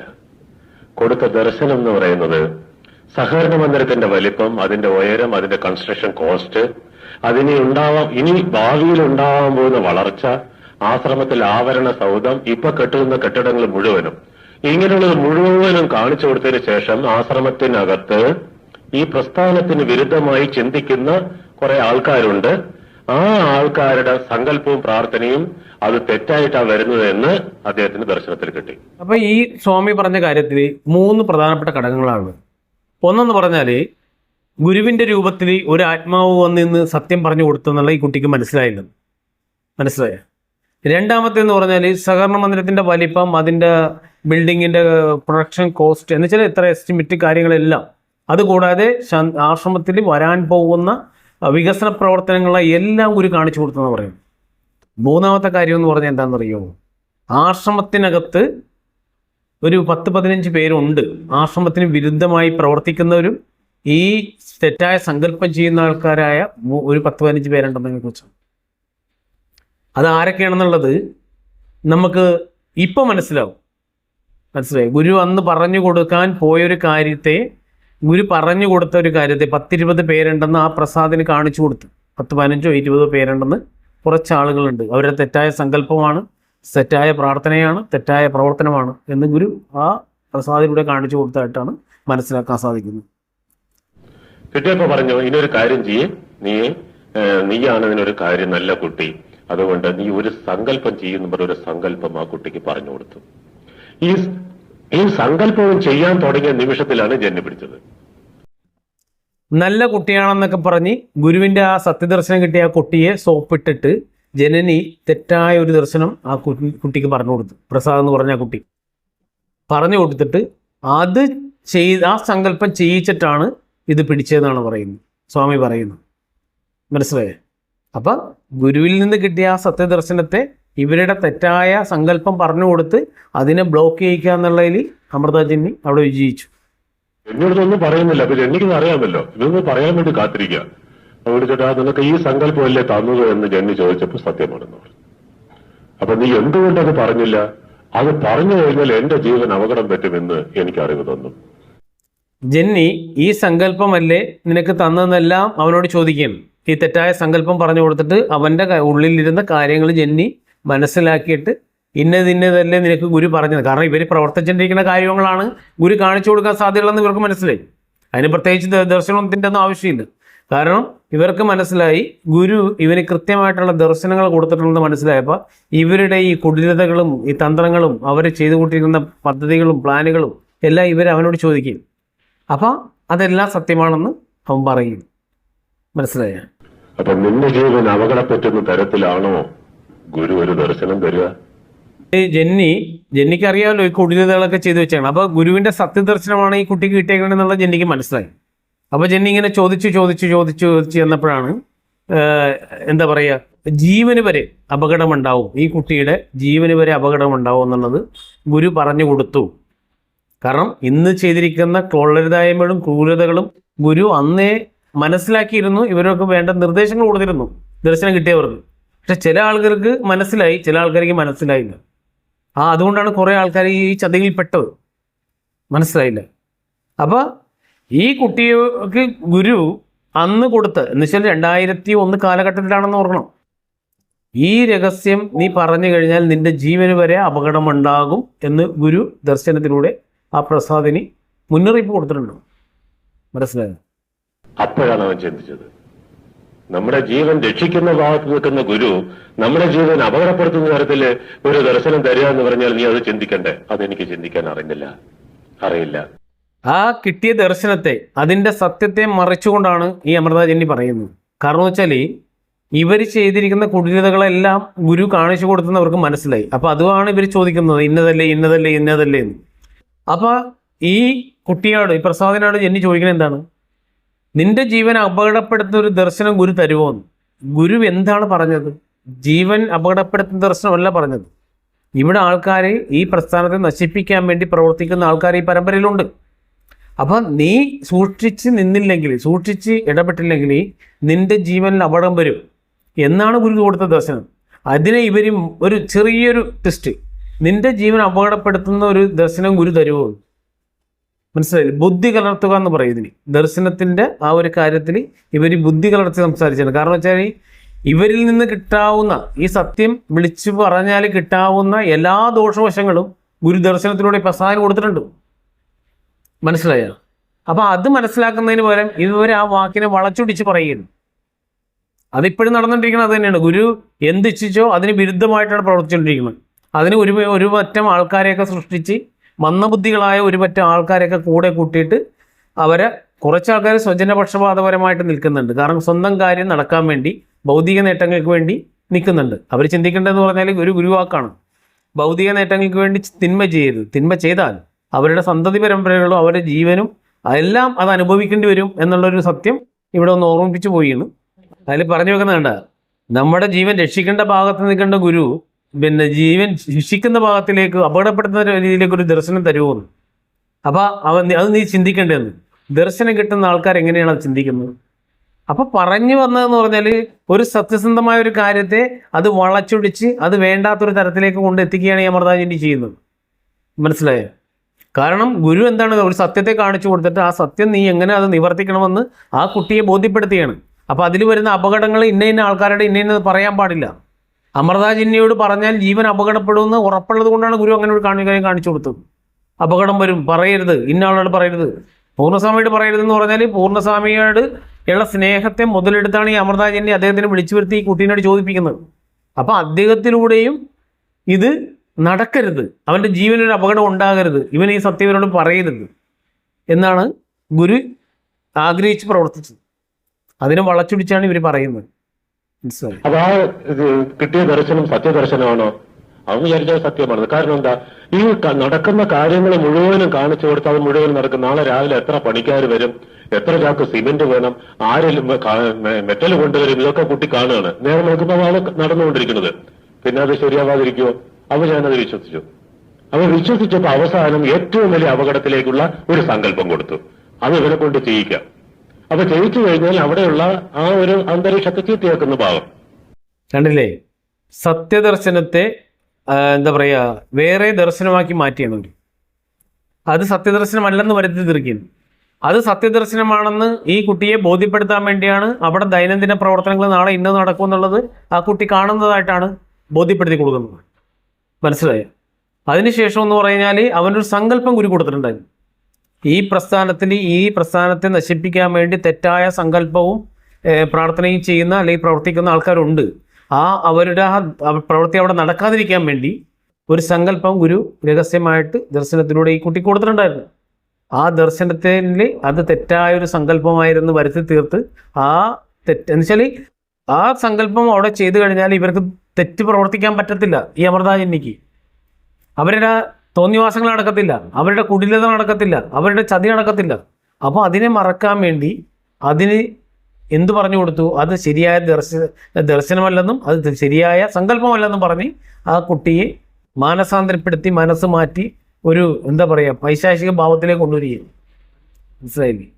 അതിന് പൂർണ്ണസ്വാമിയെ കൂട്ടുപിടിച്ചു ആദ്യകാലത്ത്. പിൽക്കാലത്ത് പൂർണ്ണസ്വാമിക്ക് അത് തെറ്റില്ല, മനസ്സിലായി എല്ലാവർക്കും. ഇതുവരെ മാത്രമല്ല, 3 പേര് മാത്രമല്ല, ഒരുപാട് ആൾക്കാരെ കൊണ്ട് കള്ളദർശനം പറയിപ്പിച്ചു. അവർക്ക് പോലും പിന്നീട് നിലനിൽക്കാൻ പറ്റിയില്ല. മനസ്സിലായ? അപ്പൊ അടുത്ത കേൾക്ക്. ഇങ്ങനെയുള്ള ദർശനം കിട്ടിയപ്പം ഇത് ആക്ച്വലി ചെയ്യേണ്ടത് ഗുരുവിനോട് വന്ന് പറയണം. അത് പറഞ്ഞില്ല. അപ്പൊ ജന്യ അവിടെ നിന്ന് സങ്കല്പിച്ചു, എന്റെ അടുത്ത് പ്രാർത്ഥിക്കാൻ പറഞ്ഞു.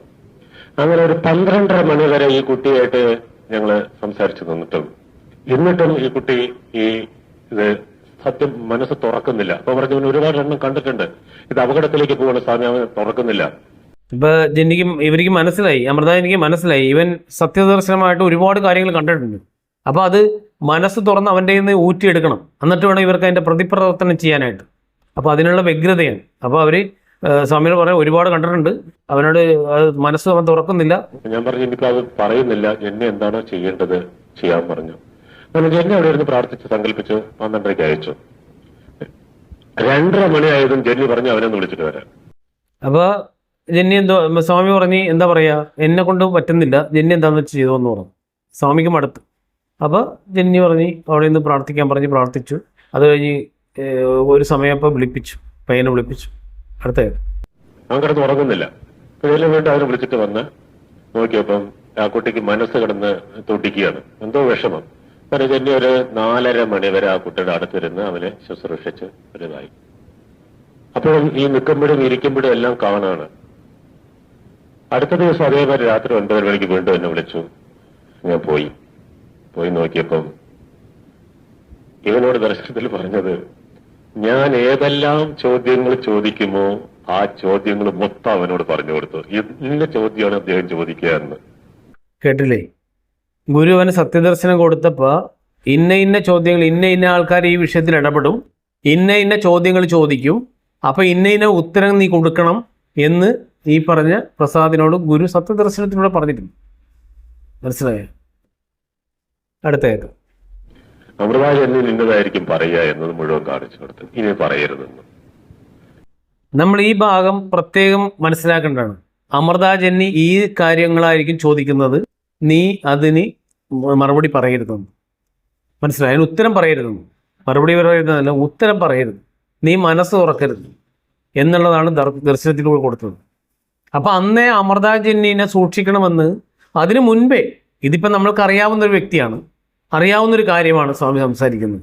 പക്ഷേ അതിനു മുമ്പേ ഒട്ടനവധി ആൾക്കാരിലൂടെ ദർശനം കൊടുത്തിട്ട് ഇവരെല്ലാം യോഗഭ്രഷ്ടൻ, പിശാചാണ്, പിന്നെ അന്തർയാമിയാണ് എന്നെല്ലാം പറഞ്ഞുകൊണ്ട് എന്താ ഗന്ധർവനാണ്, പിശാച്, അങ്ങനെ ഇവർക്ക് തോന്നിയതൊക്കെ ഇവർ പറഞ്ഞു. എന്നിട്ട് ഇങ്ങനെ ചെല്ലുന്നവരൊക്കെ ഹോമിയോ മരുന്ന് കൊടുത്തിട്ട് അവരെ ബുദ്ധി മരവിപ്പിച്ചു. മനസ്സിലായി? അപായപ്പെടുത്തേണ്ടവരെ അപായപ്പെടുത്തി, പിന്നെ എന്താ പറയുക, തെറ്റായ സങ്കല്പം പറഞ്ഞു കൊടുത്ത് അവരെ കുടുംബത്തിൽ പ്രശ്നങ്ങൾ ഉണ്ടാക്കി, പിന്നെ കുടുംബത്തിൽ ചിതിലീകരണം ഉണ്ടാക്കി. ഇങ്ങനെ ഭാര്യനെയും ഭർത്താവിനെയും തമ്മിൽ അടുപ്പിച്ചിട്ട് അവരുടെ ദർശനം നഷ്ടപ്പെടുന്ന രീതിയിൽ ഒരു അന്തരീക്ഷം കുടുംബത്തിലുണ്ടാക്കി, കലാപം ഉണ്ടാക്കി. പിന്നീട് നമ്മുടെ വീട്ടിലെ പ്രശ്നങ്ങൾ തീർന്നാലേ നമുക്ക് മറ്റുള്ള കാര്യങ്ങൾ അന്വേഷിക്കാനുള്ളൊരു ഇതുണ്ടാകുള്ളൂ. അതുകൊണ്ട് ആ വീടുകളിൽ കലാപങ്ങൾ ഉണ്ടാക്കി അതിനുള്ള വിത്തുകൾ ഇവർ വായി മുളപ്പിച്ച്. മനസ്സിലാക്കി? അതിനാണ് തരുൺ ചേട്ടൻ്റെയൊക്കെ ഫാമിലി നശിപ്പിച്ചു കളഞ്ഞത്. അതിനുകൊണ്ടാണ് ബോസാറിൻ്റെയൊക്കെ ഫാമിലി നശിപ്പിച്ചതെന്ന് പറഞ്ഞാൽ ഇതുപോലുള്ള കാര്യങ്ങൾ കൊണ്ടാണ്. ഗുരുവിൽ നിന്ന് കിട്ടിയ കാര്യങ്ങളൊക്കെ അനുഭവ സമ്പത്തുള്ള ആൾക്കാരെയൊക്കെ അവരുടെ കുടുംബങ്ങളിൽ കുടുംബ വഴക്കുകളും ഡൈവേഴ്സുകളും ഒക്കെ ഉണ്ടാക്കിയിട്ട് അവരെ പ്രതിസന്ധികൾ ഉണ്ടാക്കിയിട്ട് ഇവർ തന്നെ ഓരോ കാര്യങ്ങൾ പറഞ്ഞു കൊടുക്കും. അത് ഇന്നതുപോലെ ചെയ്യും, ഞാൻ പറഞ്ഞെന്ന് ആരോടും പറയണ്ട എന്ന് പറഞ്ഞിട്ട് ഇങ്ങനെ പറഞ്ഞ് ഭാര്യനെയും ഭർത്താവിനെയും എല്ലാം വിഘടിപ്പിക്കും, മക്കളെല്ലാം പീഡിപ്പിക്കും. ഒരു കുടുംബത്തിൽ തന്നെ ഇവർക്ക് എല്ലാവർക്കും ഇവർക്ക് വേണ്ടപ്പെട്ടാണ് തോന്നും. ഇപ്പോൾ ഒരു ഭർത്താവ് ചെല്ലുമ്പോൾ പറയും, ഒരു പഴം കൊടുത്തിട്ട് ഒരു ചിരിയും ചിരിച്ചിട്ട് പറയും, അണ്ണ സുഖമാണ്, ഭാര്യനെ ശ്രദ്ധിക്കണം, മക്കളെ ശ്രദ്ധിക്കണം, മക്കൾ ഭയങ്കര കുഴപ്പക്കാരാണ്, ഭാര്യ കുഴപ്പമാണെന്ന് പറയും. ഇതേ അടവ് ഭാര്യ ചെല്ലുമ്പോഴും ഇതേ അടവ് തന്നെ പ്രയോഗിക്കും, മക്കൾ ചെല്ലുമ്പോഴും ഇതേ അടവ് തന്നെ പ്രയോഗിക്കും. എന്നിട്ട് പറയും സൂക്ഷിക്കണം, പരസ്പരം എല്ലാവരെയും നിരീക്ഷിക്കുന്ന ഒരു തലത്തിലേക്ക് ആ കുടുംബ ബന്ധത്തെ കൊണ്ടെത്തിക്കും. എല്ലാവരും വിചാരിക്കണമെന്ന് വെച്ചാൽ ജെന്നിക്ക് എന്നോടാണ് കാര്യം, അത് ഞാൻ പറഞ്ഞതാണെന്ന് ആരും അറിയരുത്. അതുകൊണ്ട് ഈ കുടുംബത്തിലുള്ളവർ തമ്മിൽ പരസ്പരം ചർച്ച ചെയ്യില്ല. ചർച്ച ചെയ്യാൻ വരുമ്പോഴെന്ന് പറഞ്ഞാൽ എല്ലാവരും വിചാരിക്കും ഇവരോട് സ്നേഹം അല്ലെങ്കിൽ ഗുരുവിൻ്റെ സ്നേഹം എന്നോടാണെന്ന് വിചാരിക്കും ആ ഓരോ വ്യക്തികളും. പക്ഷേ ഇവർ ഉറിച്ചിരിക്കുകയാണ്. കാരണം ആ കുടുംബത്തിൽ അതുകൊണ്ട് എന്ത് സംഭവിക്കും, ആ കുടുംബത്തിൽ എന്ത് കാര്യം വന്നാലും ഇവരോടൊന്ന് പറയും. മനസ്സിലായി? ഭാര്യയുടെ ഒരു കുറ്റം ഉണ്ടെങ്കിൽ ഭർത്താവ് എന്ന് പറഞ്ഞു കൊടുക്കും. പിന്നെ ഭാര്യ ചെല്ലുമ്പോൾ അതിനെക്കുറിച്ച് അവർ ചോദിക്കും, അതിനെക്കുറിച്ച് ഡിസ്കസ് ചെയ്യും. അപ്പോൾ ആ ഭാര്യയ്ക്ക് തന്നെ ഇതായിരിക്കുള്ളൂ. എങ്ങനെ ജെന്നി എങ്ങനെ അറിഞ്ഞു ഈ കാര്യം? മനസ്സിലായേ? പിന്നെ ഒരു കാര്യം തുടങ്ങാൻ നേരത്ത് ഇപ്പോൾ ഒരാളൊരു ബിസിനസ് ചെയ്ത് തുടങ്ങാൻ ചെല്ലുമ്പോൾ എന്ന് പറഞ്ഞാൽ തന്ത്രങ്ങളുടെ ഭാഗമാണ്.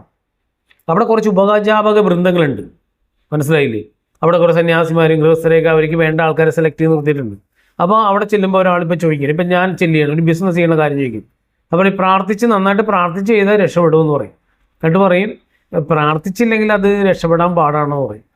നമ്മുടെ ബിസിനസ് വിജയിച്ചാൽ എന്ത് പറയും? കണ്ടാ പ്രാർത്ഥന എന്നെ അന്നേ പറഞ്ഞില്ലേ. ഇവർ പാണന്മാരെ പോലെ ആ കൂടെ നിന്നവർ പാടിപ്പോഴ്ത്തും. എന്താണ്?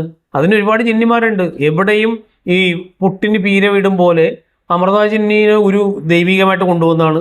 അമൃതാജിന്നിയാണ്, ശിഷ്യപൂജയാണ് എല്ലാം നന്നാക്കിയത്. ഗുരു ഉണ്ടായിരുന്നു, ഗുരു പറഞ്ഞെങ്കിലും ശിഷ്യപൂജയാണ് അതിൻ്റെ ഇടപെടത്ത്. അതുപോലെ ഗുരുചന്ദ്ര സ്വാമിയുടെ അയാളുടെ വീട് ഭയങ്കര പവിത്രമായ വീടാണ്, വിവേകാനന്ദൻ്റെ ജന്മമാണെന്ന് എന്നൊക്കെ പറഞ്ഞ് കള്ളക്കഥകൾ ഈ സത്യത്തിൻ്റെ കൂടെ അവിടെ ഇവരെ പൂഴ്ത്തുന്ന ചില കാര്യങ്ങളും കൂടി കൊടുത്തു വെക്കും. ഈ അടുത്ത കാലത്ത് സുബിതാജിന്നിയുടെ ഇത് കണ്ടായിരുന്നു, ഒരു വീഡിയോ കണ്ടായിരുന്നു. അതിൽ ഈ പറയുന്ന കുറേ സത്യങ്ങളുടെ കൂടെ അവിടെ കുറച്ച് കള്ളം കൂടിച്ചേർത്താണ് ജെന്നി പറയുന്നത്. അതിനെക്കുറിച്ച് ഞാൻ വീഡിയോ പിന്നീട് ചെയ്യാം. അല്ല ഞാൻ പറഞ്ഞെന്നല്ല, ഇതിൻ്റെ ഇടയ്ക്ക് പറഞ്ഞു പോയെന്നേ ഉള്ളൂ. അപ്പോൾ അടുത്ത കേൾക്കുന്നു. ജെന്നി ഇരുന്ന് ഇങ്ങനെ ചിരിക്കുക, ഇവനിങ്ങനെ പറയുന്നുമില്ല. എനിക്കാണെങ്കിൽ കിടന്നിട്ട് ഇതൊന്നും അറിയാനുള്ള ഒരു ആഗ്രഹവും ഇത് എന്താണ് സംഭവം എന്നൊന്നും എനിക്ക് ദുരി കിട്ടുന്നില്ല. ഇപ്പൊ ജെന്നി എന്നോട് സൂചിപ്പിച്ചു, ഇതൊരു യോഗഭ്രഷ്ടം നിൽക്കുകയാണ്, പിടിച്ചു മാറ്റണം. അപ്പൊ സ്വാമി വിഷമിച്ചിരിക്കുകയാണ്, ജെന്നി ഇരുന്ന് ചിരിക്കുകയാണെന്ന്. കാരണം എന്താണ്? ഗുരു കൊണ്ടുവന്ന ഒരു സത്യദർശനത്തെ ഞാൻ പരാജയപ്പെടുത്തി എന്നുള്ള ഒരു കളിയാക്കൽ ചിരിയാണ് അവരുടെ. മനസ്സിലായി? എന്നിട്ട് അവർ പറഞ്ഞു വെക്കണത് എന്താണ്? ഇതൊരു യോഗഭ്രഷ്ടനാണ്, ഈ യോഗഭ്രഷ്ടനെ പിടിച്ചു കെട്ടണം. കാരണം ഇങ്ങനൊരു സിറ്റുവേഷൻ വന്നപ്പോൾ അതിനെ എങ്ങനെ തന്ത്രപരമായിട്ട് അവർക്ക് വേണ്ടി ഉപയോഗിക്കാം, അവരുടെ മൈലേജിന് വേണ്ടി എങ്ങനെ ഉപയോഗിക്കാമെന്ന് അവർ പ്ലാൻ ചെയ്ത് അവരെന്ന് ഉദ്ദേശിക്കുന്നത് അവർ മാത്രമല്ല, അവരൊരു ഗ്യാങ് ഉണ്ട്. അനിൽചേർത്തല, പിന്നെ ഈ ഹരികുമാർ എന്ന് പറയുന്ന ഈ പറയുന്ന ആൾ, അങ്ങനെ ഒരു ഗ്യാങ്ങാണ്. ആ ഗ്യാങ്ങിൻ്റെ ഗൂഢമായ ഒരു പ്രവർത്തനത്തിൻ്റെ ഒരു തിരക്കഥ നാടകം ആ അണിയറയിൽ എന്നുവെച്ചാൽ എന്താ പറയുക, അണിയറയിൽ ഒരുങ്ങുകയാണ് അരങ്ങത്ത് കളിക്കാൻ വേണ്ടിയാണ്. മനസ്സിലായ? അപ്പോൾ അതിൻ്റെ ഒരു തുടക്കമായത് കൊണ്ടാണ് അവർക്ക് അതിനെ യോഗഭ്രഷ്ടനാക്കി മാറ്റി. കാരണം യോഗഭ്രഷ്ടന്മാരെ കുറിച്ചും കാര്യങ്ങളൊക്കെ ഗുരു പറഞ്ഞു കൊടുത്തുള്ള അറിവുണ്ടല്ലോ, ആ അറിവ് വെച്ച് അവരൊരു യോഗഭ്രഷ്ടനെ സൃഷ്ടിച്ചു. അടുത്ത യോഗഭ്രഷ്ടനെ സൃഷ്ടിച്ചത് എങ്ങനെയാണ്? ഗുരുവിൻ്റെ ആ സത്യദർശനത്തെയാണ് യോഗഭ്രഷ്ടൻ്റെ ഒരു കപട ദർശനമാക്കി മാറ്റി, അല്ലെങ്കിൽ യോഗഭ്രഷ്ടൻ്റെ സാന്നിധ്യമാക്കി മാറ്റി. ഇവർ ആ പ്രസ്ഥാനത്തെ എങ്ങനെയാണോ ഉപയോഗിക്കുന്നത് തെറ്റായ രീതിയിലേക്ക് ഉപയോഗിക്കാനുള്ളൊരു തുടക്കമായിട്ട് അതിനകത്ത് അവർ കൈകാര്യം ചെയ്തു. ബാക്കി അതാണ് പറഞ്ഞത്. അപ്പൊ എനിക്ക് അതിന്റെ ഭീകരാവസ്ഥ എന്റെ മനസ്സിലേക്ക് ഓടിയെത്തി. ഇത് അപകടമാണല്ലോ. യോഗഭ്രഷ്ടൻ പറഞ്ഞാൽ എന്താണെന്ന് നമുക്ക് മനസ്സിലാവില്ല.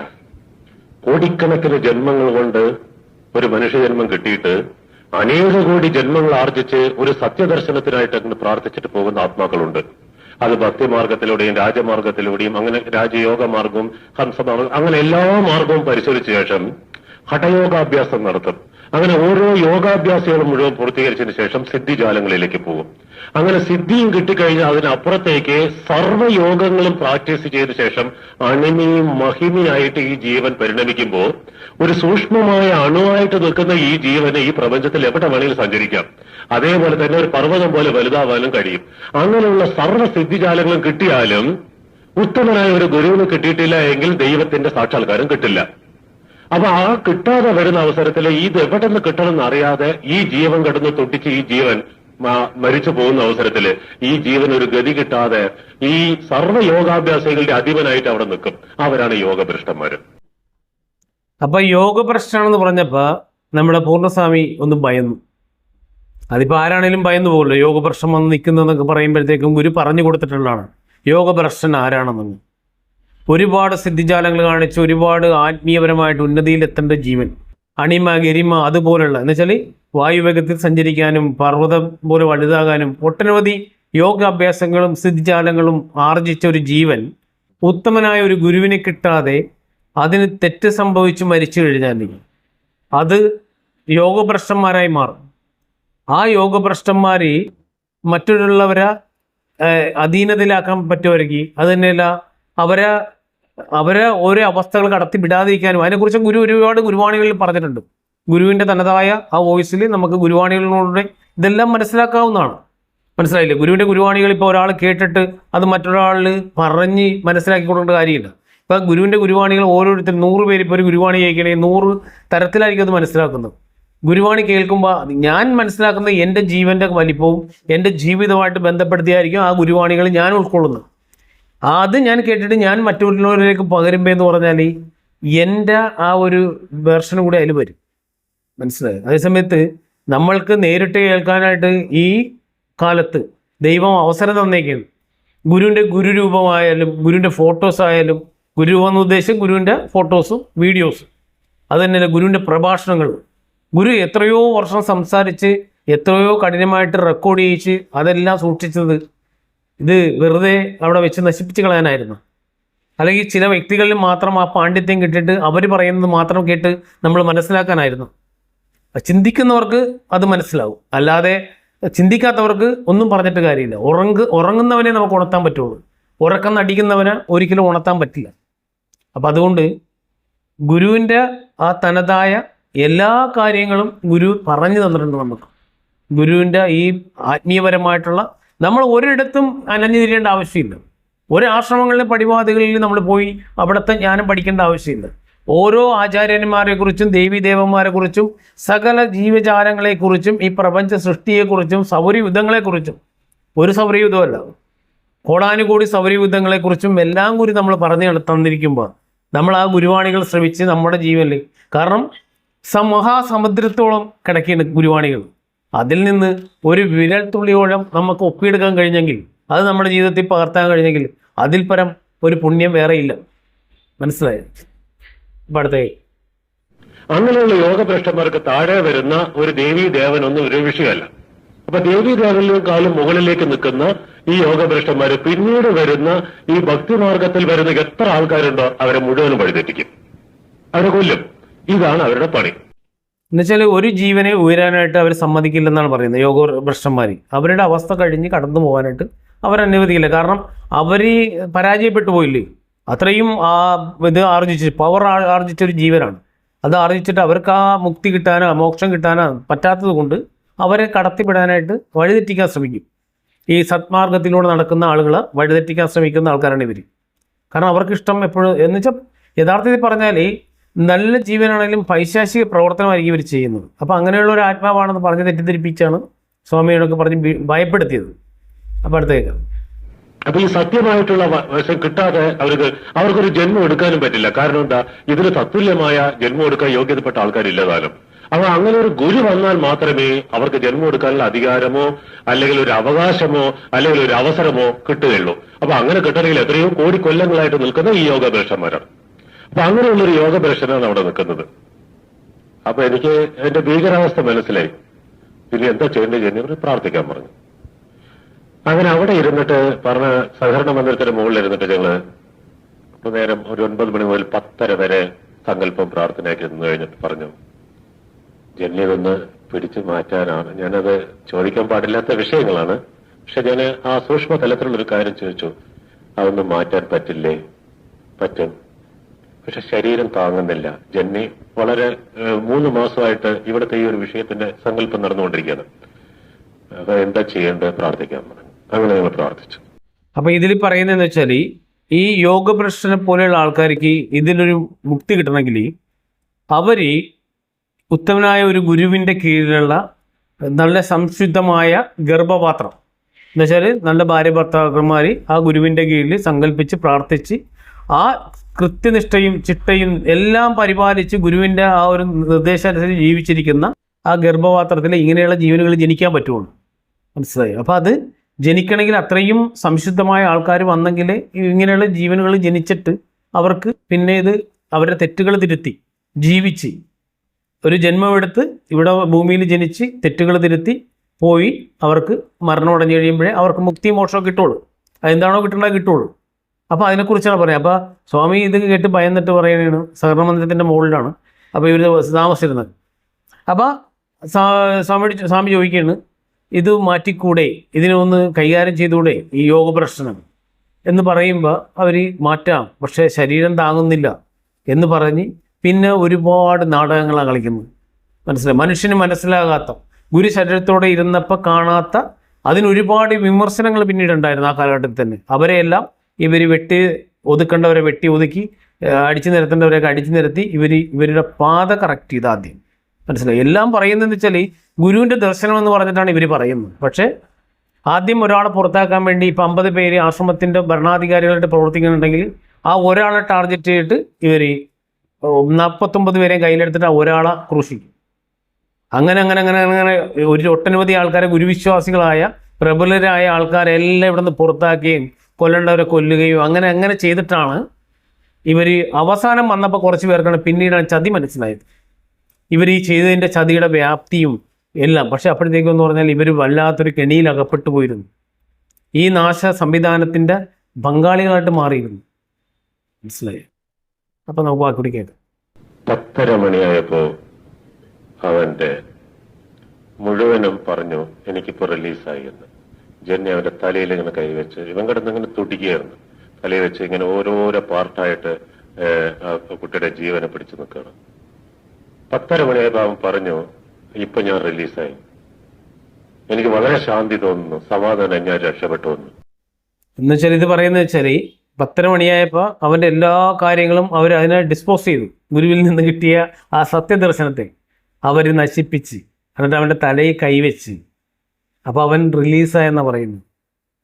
മനസ്സിലായോ? അപ്പോൾ അവൻ അതിൽ നിന്ന് മുക്തിയും മോചനവും കിട്ടിയെന്നുള്ള രീതിയിൽ അവൻ്റെ ശരീരത്തെ എല്ലാ ശുശ്രൂഷയും ചെയ്തെന്നുള്ളതാണ്, പാർട്ടായിട്ട്. മനസ്സിലായില്ലേ? അപ്പോൾ അവൻ്റെ ആ ചൈതന്യം നശിപ്പിച്ചവർ, അതാണ് നമുക്ക് അതിൽ നിന്ന് മനസ്സിലാക്കുന്നത്. അടുത്തേക്ക് രക്ഷപ്പെട്ടു എന്ന് എപ്പോഴോ പറഞ്ഞു. അപ്പൊ ജെന്നി എന്നോട് പറഞ്ഞു സ്വാമി പ്രാർത്ഥിക്കും, സങ്കല്പിച്ച് പ്രാർത്ഥിക്കും. ഞാൻ പറഞ്ഞു ജെന്നി പിടിച്ചു മാറ്റി രക്ഷപ്പെട്ടു എന്ന് പറയുന്ന, പിന്നെ ഞാൻ എന്താ പ്രാർത്ഥിക്കുന്നത്? പ്രാർത്ഥിക്കാൻ അയാളുടെ ജീവന് വേണ്ടി പ്രാർത്ഥിക്കുന്നു പറഞ്ഞു. എന്താ കാര്യം? ഇവൻ പോവാണ് യോഗഭ്രഷ്ടൻ, പക്ഷെ ആ കുട്ടിയുടെ ജീവനും കൊണ്ടാ പോക്ക്. അപ്പൊ എനിക്കാ വിഷമം, എനിക്കപ്പോ സംഭവം മനസ്സിലായി ഇത് അപകടമാണെന്ന്. അപ്പൊ ഞാൻ അവിടെ ഇരുന്ന് പ്രാർത്ഥിച്ചു. അപ്പൊ ഇദ്ദേഹം അവിടെ വന്നിട്ടുണ്ടായിരുന്നു. ഇദ്ദേഹത്തോട് പറഞ്ഞു ഉടനെ സന്യാസിമാരെ വിളിച്ചിട്ട് വരാൻ പറഞ്ഞു. ഇവരെല്ലാവരും കൂടെ ഓടിപ്പോയി സന്യാസിമാർ സംഘം മൊത്തം വന്ന് 1:30 മണി വരെ ഞങ്ങൾ അവിടെ ഇരുന്ന് പ്രാർത്ഥിച്ചു ആ കുട്ടിയുടെ ജീവൻ തിരിച്ചു കിട്ടാനായിട്ട്. യോഗഭ്രഷ്ടന്റെ കർമ്മം. അങ്ങനെ 1:30 മണിക്ക് ശേഷം ആ കുട്ടി നോർമലായി. സത്യത്തിൽ ഇവിടെ നടന്ന എന്താണ്? അവന് കിട്ടിയ ചൈതന്യത്തെ നശിപ്പിച്ചിട്ട് ആ യോഗപ്രശ്നം എന്ന് വെച്ചാൽ ഗുരുവിൻ്റെ ചൈതന്യത്തെ, അല്ലെങ്കിൽ ഗുരുവിൻ്റെ ആ ദർശനത്തെ, ഗുരുവിൻ്റെ അനുഭവത്തെ നശിപ്പിച്ചിട്ട് ഇവർ പറഞ്ഞൊരു കള്ളക്കഥ ഉണ്ടാക്കിയാണ്. യോഗപ്രശ്നം പോകാൻ പോയി, നിങ്ങളെല്ലാവരും പ്രാർത്ഥിക്കും, സന്യാസിമാരെയും കൊണ്ടൊന്ന് പ്രാർത്ഥിപ്പിച്ചു. എന്നിട്ട് ഇവർ പറയുന്നത് അവൻ്റെ ജീവനും കൊണ്ടാണ് ആ പോകാൻ പോണെന്ന് പറയുന്നത്. കള്ളവും കാപട്യവും നിറച്ച ഇവരുടെ വാക്കുകളാണ്. ആ കുട്ടിയുടെ ജീവനും കൊണ്ട് യോഗപ്രശ്നം പോകാൻ പോകണമെന്ന് പറഞ്ഞ് ഒരുപാട് നാടകങ്ങളാണ് അവൻ്റെ കളിച്ചത്. മനസ്സിലായി? അവൻ്റെ ആ ഒരു ചൈതന്യത്തെ നഷ്ടപ്പെടുത്തുക വഴി, ആ ഗുരുവിൻ്റെ ആ ഒരു പ്രവർത്തനം അവിടെ നിലപ്പിച്ചത് വഴി അടുത്ത ഒരു നാടകം, അവൻ്റെ ജീവനും കൊണ്ടാണ് പോകുന്നത്, നിങ്ങൾ പ്രാർത്ഥിക്കും. ഇതൊക്കെ എല്ലാവരും ഒരു പരിധി വരെയുള്ള ആൾക്കാർ വിശ്വസിച്ചു. പക്ഷേ ഒരു പരിധിയുള്ള ആൾക്കാർ, ഗുരുവിൻ്റെ കാര്യങ്ങൾ അറിയാവുന്നവർക്ക് അത് വിശ്വസിക്കാൻ കഴിഞ്ഞില്ല. പക്ഷേ അന്ന് നിവർത്തികേട് കൊണ്ട് കൂടെ നിൽക്കേണ്ടി വന്നു പലർക്കും. അങ്ങനെയുള്ളവർ ഇന്നും ഉണ്ട്. അവരെയൊക്കെ എന്ന് പറയുന്ന നോട്ടപ്പുള്ളികളായിട്ട് വെച്ചിരിക്കുകയാണ്. ഇവർ ഒരു കാലഘട്ടത്തിൽ പറഞ്ഞതെന്ന് പറഞ്ഞാൽ, ഗുരു അറിയിച്ചിരിക്കുന്നത് ഒരുപാട് ആൾക്കാർ ഇവിടെ നിന്ന് പ്രസ്ഥാനം വിട്ടുപോകും, നിങ്ങൾ ബലമായിട്ട് പിടിച്ചു നിന്നോന്നാണ് പറഞ്ഞത്. പിടിച്ച് എന്ത് ത്യാഗവും എന്ത് യാതനകളും അനുഭവിച്ച് നിൽക്കാനാണ് പറഞ്ഞത്. എന്നിട്ട് ഒരു വശത്തുകൂടി ഇവർ ഒരു ആത്മീയ ഗുണ്ട എന്ന് പറഞ്ഞ ഗുരുരത്നെ സൃഷ്ടിച്ചെടുക്കുകയും അവനെ കൊണ്ട് എല്ലാവരെയും ഉപദ്രവിപ്പിക്കുകയും, അവൻ ഉപദ്രവിക്കും, വെട്ടേണ്ടവനെ വെട്ടും, വെട്ടി മാറ്റേണ്ടവനെ മാറ്റും, വധിക്കേണ്ടവനെ വധിക്കും, അപായപ്പെടുത്തേണ്ടവനെ അപായപ്പെടുത്തും, കള്ളക്കേസ് കൊടുക്കേണ്ടവനെ കള്ളക്കേസ് കൊടുക്കും, അടിച്ചോടിക്കേണ്ടവനെ അടിച്ചോടിക്കും. ഈ കലാപരിപാടികൾ ഒരു വശത്ത് നടക്കുമ്പോൾ ഇവർ പറയണത് ഞാൻ അതിൽ ശ്രദ്ധിക്കുന്നില്ല, നിങ്ങൾ വേണമെങ്കിൽ പിടിച്ചു നിന്നോ, എനിക്കത് ശ്രദ്ധിക്കാൻ പറ്റില്ല. ഞാൻ സഹകരണ മന്ദിരമില്ല, ആവരണ സൗധത്തിൻ്റെ പണിപ്പുരയിലാണ്, എനിക്ക് ലക്ഷ്യം അത് മാത്രമേ ഉള്ളൂ. കാരണം കോടിക്കണക്കിന് രൂപ പിരിച്ചെടുത്തോണ്ടിരിക്കുകയാണ് അവർ, അതിൻ്റെ പേരിൽ സ്വർണവും പിരിച്ചെടുത്തോണ്ടിരിക്കുകയാണ്. അപ്പോൾ അവരുടെ ശ്രദ്ധ മൊത്തം അതിലായിരുന്നു. പാവപ്പെട്ട ആൾക്കാരെ ഇവർ പ്ലാൻ ചെയ്തിട്ടാണ് ഇതെല്ലാം നടപ്പിലാക്കണതെന്ന് പാവപ്പെട്ട ഗുരുവിശ്വാസികൾ മനസ്സിലാക്കിയില്ല. അതിൽ അന്നത്തെ ഗുരുവോട് അടുത്തിരുന്ന ഭരണാധികാരികൾ പോലും ഉണ്ട്. അവർക്ക് പോലും ഇത് മനസ്സിലായില്ല. മനസ്സിലായെങ്കിൽ തന്നെ അവർക്കാരെയും ബോധ്യപ്പെടുത്താനും പറ്റിയില്ല. ഇതിലൊക്കെ ഇരകളാകപ്പെടേണ്ടി വന്നു അവർക്കല്ല. മനസ്സിലായി? അപ്പോൾ അടുത്തേത് കഴിഞ്ഞ ശേഷം ഏത് സത്യമാണോ ദർശനം കിട്ടിയിട്ട് മറ്റുള്ളവരോട് പറയാൻ പാടില്ലാത്തത്, ഇവൻ ആ കാണുന്നത് മൊത്തം അങ്ങ് പറയാൻ തുടങ്ങി. അപ്പൊ ഞാൻ പറയും, നീ ഇത് പറയരുത്, ഇത് പറയാൻ പാടില്ലാത്ത വിഷയമാണ്, പറയാൻ പാടില്ല. അവന് താങ്ങാൻ പറ്റുന്നില്ല. അപ്പൊ ജെന്നി പറഞ്ഞു, അത് വേണ്ട, നിർത്തുമെന്ന്. അവൻ മുഴുവനും പറഞ്ഞു. ഏതാണോ ഗുരുവിനോട് പറയേണ്ടത് അതവിട്ട് പറഞ്ഞതുമില്ല. എന്നുവെച്ചാൽ അപകടം വരുന്ന കാര്യങ്ങൾ ഒന്നും പറഞ്ഞില്ല. അവന് നന്മ വരുന്ന കാര്യം മൊത്തം വെളിയിലേക്ക് പറഞ്ഞു. സത്യത്തിൽ അവിടെയും ഗുരു അവനെ രക്ഷിച്ചെന്നുള്ളതാണ് മനസ്സിലാക്കേണ്ടത്. കാരണം അവന് നന്മ വരുന്ന കാര്യങ്ങൾ മാത്രമേ അവൻ പറഞ്ഞുള്ളൂ. അവൻ അപകടം വരുന്ന കാര്യങ്ങൾ അവിടെയും ഗുരു മറച്ചു വെച്ചു എന്നുള്ളതാണ്. മനസ്സിലായില്ല? അവർക്ക് മനസ്സിലായി അവൻ അപകടം വരുന്ന കാര്യങ്ങളൊന്നും പറഞ്ഞിട്ടില്ല, അവൻ ഇനിയും പറയാനുണ്ടെന്ന് ഈ അമൃതാജിനിക്ക് മനസ്സിലായി. പക്ഷേ ബാക്കി എല്ലാ കാര്യങ്ങളും അവൻ പറയും, അവൻ നന്മ വരുന്ന കാര്യങ്ങളെല്ലാം. മനസ്സിലായി? അവിടെയും ആ കുട്ടിയെ, അല്ലെങ്കിൽ ആ കുട്ടി ഇന്ന് ഭൂമിയിൽ ജീവിച്ചിരിക്കത്തില്ല. മനസ്സിലായ? ഇപ്പൊ എന്താ പറയുക, അന്ന് നടന്ന ആ സംഭവത്തെക്കുറിച്ച് ഇപ്പൊ കിട്ടിയപ്പോഴാണ് അതിൻ്റെ ഒരു വ്യാപ്തി നമുക്ക് മനസ്സിലാകുന്നത്. അപ്പൊ അടുത്ത കേൾക്കാം. അപ്പൊ ഈ ദർശനത്തിന്റെ വിഷത്തിൽ ഇങ്ങനെ ഒരു നന്മയും തിന്മയും വരുന്ന, തെറ്റും ശരിയും വരുന്ന അനേക കോടി ദർശനങ്ങളുണ്ട്. അപ്പൊ ഒരു ദർശനം കിട്ടിക്കഴിഞ്ഞാൽ നമ്മളോട് പറയുന്നു, നാളെ രാവിലെ അടിച്ച് കടയിൽ വരുന്ന ആൾ ഇന്ന ഒരു ബിസിനസ്സുകാരൻ പറയുമ്പോൾ അയാൾ വരുമ്പോ അയാൾക്ക് ഇഷ്ടപ്പെട്ട സാധനം കൊടുക്കാൻ വരുന്ന കാണുകയോ, അല്ലെങ്കിൽ ഭർത്താവ് ജോലിക്ക് പോകുമ്പോഴോ ഭാര്യ ജോലിക്ക് പോകുമ്പോഴോ വല്ല വിഷമങ്ങൾ വരികയാണെങ്കിൽ ഇതൊക്കെ ചിലപ്പോൾ കണ്ടെന്ന് വരും. ഈ കണ്ടതുകൊണ്ട് ആ ദർശനം ആ വഴിയിൽ അങ്ങനെ നീങ്ങുകയല്ല ശിഷ്യന്മാരുടെ ജോലി. ഏത് ദർശനം കിട്ടിയാൽ ഭർത്താവിനോടോ ഭാര്യയോടോ അല്ല പറയേണ്ടത്, അതിനനുസരിച്ച് പോവുകയല്ല വേണ്ടത്. ആ സത്യം ആദ്യം ഗുരുവിനെ അറിയിക്കണം. സ്വാമി ഇവിടെ പറഞ്ഞതിലൊരു പോയിന്റ് ഉണ്ട്. കാരണം നമുക്കൊരു ദർശനം കിട്ടിക്കഴിഞ്ഞാൽ നമ്മൾ ആദ്യം അറിയിക്കേണ്ടത് ഗുരുവിനാണ്. മനസ്സിലായോ? അത് സത്യമാണ്. അതെങ്ങനെയാണെന്നുള്ളത് സ്വാമിയുടെ അടുത്ത വാക്കിലുണ്ട്. അതിൽ ശരിയുമുണ്ട് തെറ്റുമുണ്ട്. അതപ്പോൾ ഞാൻ പറയാം. ഗുരു ഞാൻ എങ്ങനെ കണ്ടു എന്ന്. അപ്പൊ നമ്മൾ ചിന്തിക്കുന്നു, ഗുരു ഭൗതിക ശരീരത്തിൽ ഉണ്ടാകുമ്പോഴല്ലേ പറയാൻ പറ്റുന്നുള്ളൂ, ഇപ്പൊ പറയാൻ പറ്റുന്നില്ല എന്ന്. ഏറ്റവും മണ്ടത്തരമായിട്ടുള്ളൊരു ചിന്തയാണ്. അങ്ങനെ ഒരു സംഭവമൊന്നും അല്ല. നിങ്ങൾ നേരെ അങ്ങ് പോവുക, ഗുരുവിന്റെ റൂമിലോ സഹകരണ മന്ദിരത്തിന്റെ മുൻപിലോ ഏതെങ്കിലും പ്രാർത്ഥനാലയത്തിലോ നമ്മളവിടെ ചെന്ന് നിന്നിട്ട് പറയാനുള്ളത് മൊത്തം ഒന്ന് പറയാ. തീർച്ചയായിട്ടും ഗുരു പൂർണ്ണമായ അർത്ഥത്തിൽ അത് ശ്രദ്ധിച്ചിരിക്കും. അത് കാത്തിരിക്കുക. ആ തിരുത്ത് ഒരു മനസ്സിന്റെ അടിത്തട്ടിൽ നിന്നും, ജീവന്റെ ആ അടിത്തട്ടിൽ നിന്നും ഉത്തരം കിട്ടും. ഇതാണ് ഞാൻ പറഞ്ഞത്. സ്വാമി പറഞ്ഞതിൽ സത്യമുള്ളത്. നമുക്കൊരു ദർശനം കിട്ടിക്കഴിഞ്ഞാൽ നമ്മൾ നേരെ ചെല്ലുക, ഗുരുവിൻ്റെ അടുത്ത് പറയുക. ഗുരുവിൻ്റെ രൂപത്തിന് മുമ്പിലോ ഗുരുവിൻ്റെ ഫോട്ടോയുടെ മുമ്പിലോ അല്ലെങ്കിൽ ആ ആത്മപ്രകാശത്തിൽ സങ്കല്പിച്ചുകൊണ്ടാണേലും നമ്മൾ പറയുക, ആ കിട്ടിയ ദർശനം സത്യമാണോ മിഥ്യയാണോ എന്ന് എന്നെ ബോധ്യപ്പെടുത്തുക എന്ന് പറഞ്ഞാൽ തീർച്ചയായും അതിന് ഉത്തരം കിട്ടിയിരിക്കും. സത്യദർശനമാണെങ്കിൽ സത്യമാണെന്നും, കപട ദർശനമാണെങ്കിൽ തെറ്റായ ദർശനമാണെങ്കിൽ തെറ്റായ ദർശനമാണെന്നും നമുക്കത് ബോധ്യപ്പെടുത്തിയിരിക്കും. മനസ്സിലായില്ലേ? അത് സത്യമാണ്. ഇനി അടുത്ത പറയുന്ന കാര്യങ്ങളിലാണ് ഇവിടെ അപകടം സംഭവിച്ചത്. അത് കുടിക്കരുത്. കിട്ടിയിട്ടില്ല എങ്കിൽ അത് ജന്യയോട് പറയുക. തിരുത്തേണ്ടതാണെങ്കിൽ ജന്യ അവിടെ വെച്ച് തിരുത്തി തരും. ആ ഒരു ഭാഗത്തെ നമ്മൾ പോകാവൂ. അല്ലാതെ നമുക്കങ്ങനെ തോന്നിയ പോലെ ഒരു ദർശനം കിട്ടി അങ്ങനെ പോകരുതെന്ന് അവൻ പറഞ്ഞു. ആശ്രമത്തിൽ ഒരു 10-15 പേരെങ്കിലും സ്വാമി ഇപ്പൊ പറയുകയാണെങ്കിൽ ഞാൻ ആ പേര് മുഴുവൻ പറഞ്ഞുതരാ പറഞ്ഞു. ജന്യ പറഞ്ഞ പേര് പറയേണ്ടത്. രണ്ടാമത് പറഞ്ഞ കാര്യം എന്ന് പറഞ്ഞാൽ, ഇപ്പൊ പറഞ്ഞ കാര്യം എന്ന് പറഞ്ഞാൽ, ഗുരുവിന്റെ അടുത്ത് പറഞ്ഞിട്ട് അതിന് മറുപടി കിട്ടിയില്ലെങ്കിൽ നേരെ ജന്യു അടുത്ത് വന്നെന്ന് പറഞ്ഞാൽ ജന്യു തിരുത്തി തരുമെന്ന്. അവിടെയാണ് എല്ലാവർക്കും അബദ്ധം സംഭവിച്ചത്. പരമ്പരയിൽ ജെന്നിക്ക് അവിടെ വന്ന് പറയുമ്പോഴാണ് ജെന്നി മരുന്ന് കൊടുക്കുകയും അവരെയൊക്കെ എന്താ പറയുക സ്ലോ പോയിസൺ കൊടുക്കുകയും അങ്ങനെ പല കാര്യങ്ങൾ ചെയ്യാനുള്ള അവസരമായിട്ട് അതിനെ മാറ്റി ഇവർ അമൃതാജിനി. മനസ്സിലായില്ലേ? അത് കഴിഞ്ഞിട്ട് ആ കുട്ടി പറഞ്ഞെന്താണ്, സ്വാമി പറയുകയാണെങ്കിൽ ഇവിടെ പ്രസ്ഥാനത്തിന് വിരുദ്ധമായിട്ട് പ്രവർത്തിക്കുന്ന ഓരോ വ്യക്തികളുടെയും പേര് പറയാമെന്ന് പറഞ്ഞു. അതിൽ ആദ്യത്തെ പേര് ആയിരിക്കുമെന്ന് ഓർമ്മയുണ്ടോ? ഈ അമൃതാജിനിയുടെ പേര് തന്നെയായിരിക്കും. രണ്ടാമത്തെ പേര് ചിലപ്പോൾ അൽച്ചേർത്തലേ ആയിരിക്കും. അങ്ങനെ ഓരോ വ്യക്തികളുടെയും പേരും ഗുരു പറഞ്ഞു കൊടുക്കാൻ പോയപ്പോൾ സ്വാമി അത് മനസ്സിലാക്കാൻ ശ്രമിച്ചപ്പോൾ ജെന്നി പറഞ്ഞ് പേര് പറയണ്ട. കാരണം അത് പറയേണ്ടെന്ന് പറഞ്ഞ് എന്തുകൊണ്ടാണെന്ന് നമ്മൾ മനസ്സിലാക്കേണ്ടതെന്ന് വെച്ചാൽ, ഈ പേരുകൾ പറഞ്ഞാൽ ഈ പേരുകൾ ഫ്ലാഷ് ആകും. ഈ പേരുകൾ പിന്നെ എല്ലാവരുടെയും നോട്ടപ്പുള്ളികളാകും പ്രസ്ഥാനത്തിൽ. അതുകൊണ്ട് അമൃതാജിനി തന്ത്രപൂർവ്വം പറഞ്ഞ് ആ പേരുകൾ പറയണ്ട എന്ന് പറഞ്ഞു.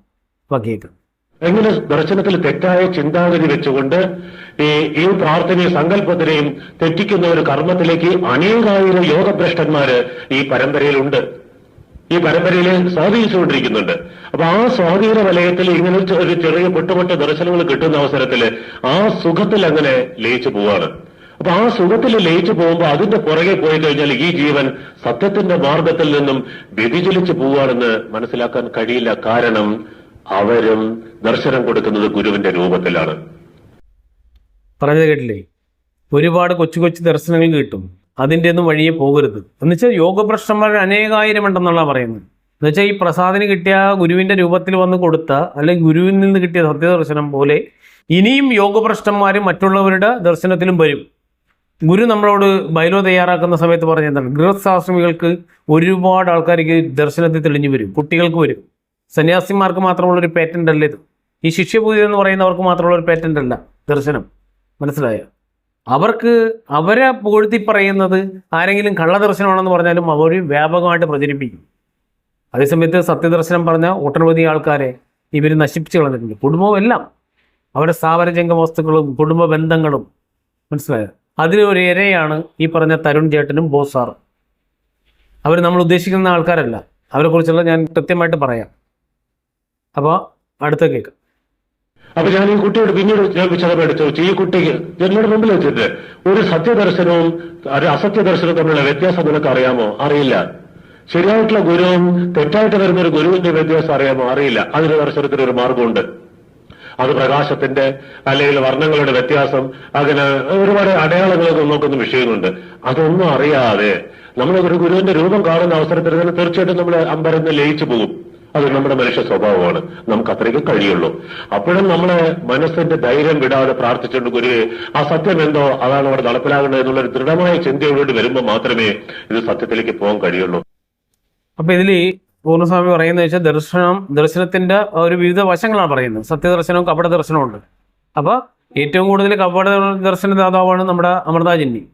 അപ്പൊ അത് പക്ഷെ പറയുന്നതെന്ന് വെച്ചാൽ മറ്റുള്ളവരാണ് അതിന്റെ ആൾക്കാരെന്ന് പറഞ്ഞ് ഫലിപ്പിച്ചുകൊണ്ട് സ്വാമി അതിൻ്റെ വർണ്ണങ്ങളുണ്ട്, അത് വേർതിരിച്ചറിയാൻ ഒരുപാട് കടമ്പകളുണ്ട് എന്നൊക്കെ പറഞ്ഞ് ആൾക്കാരെ മനസ്സിൽ ആശയക്കുഴപ്പം അന്നത്തെ സാഹചര്യത്തിൽ ഉണ്ടാക്കിയത്.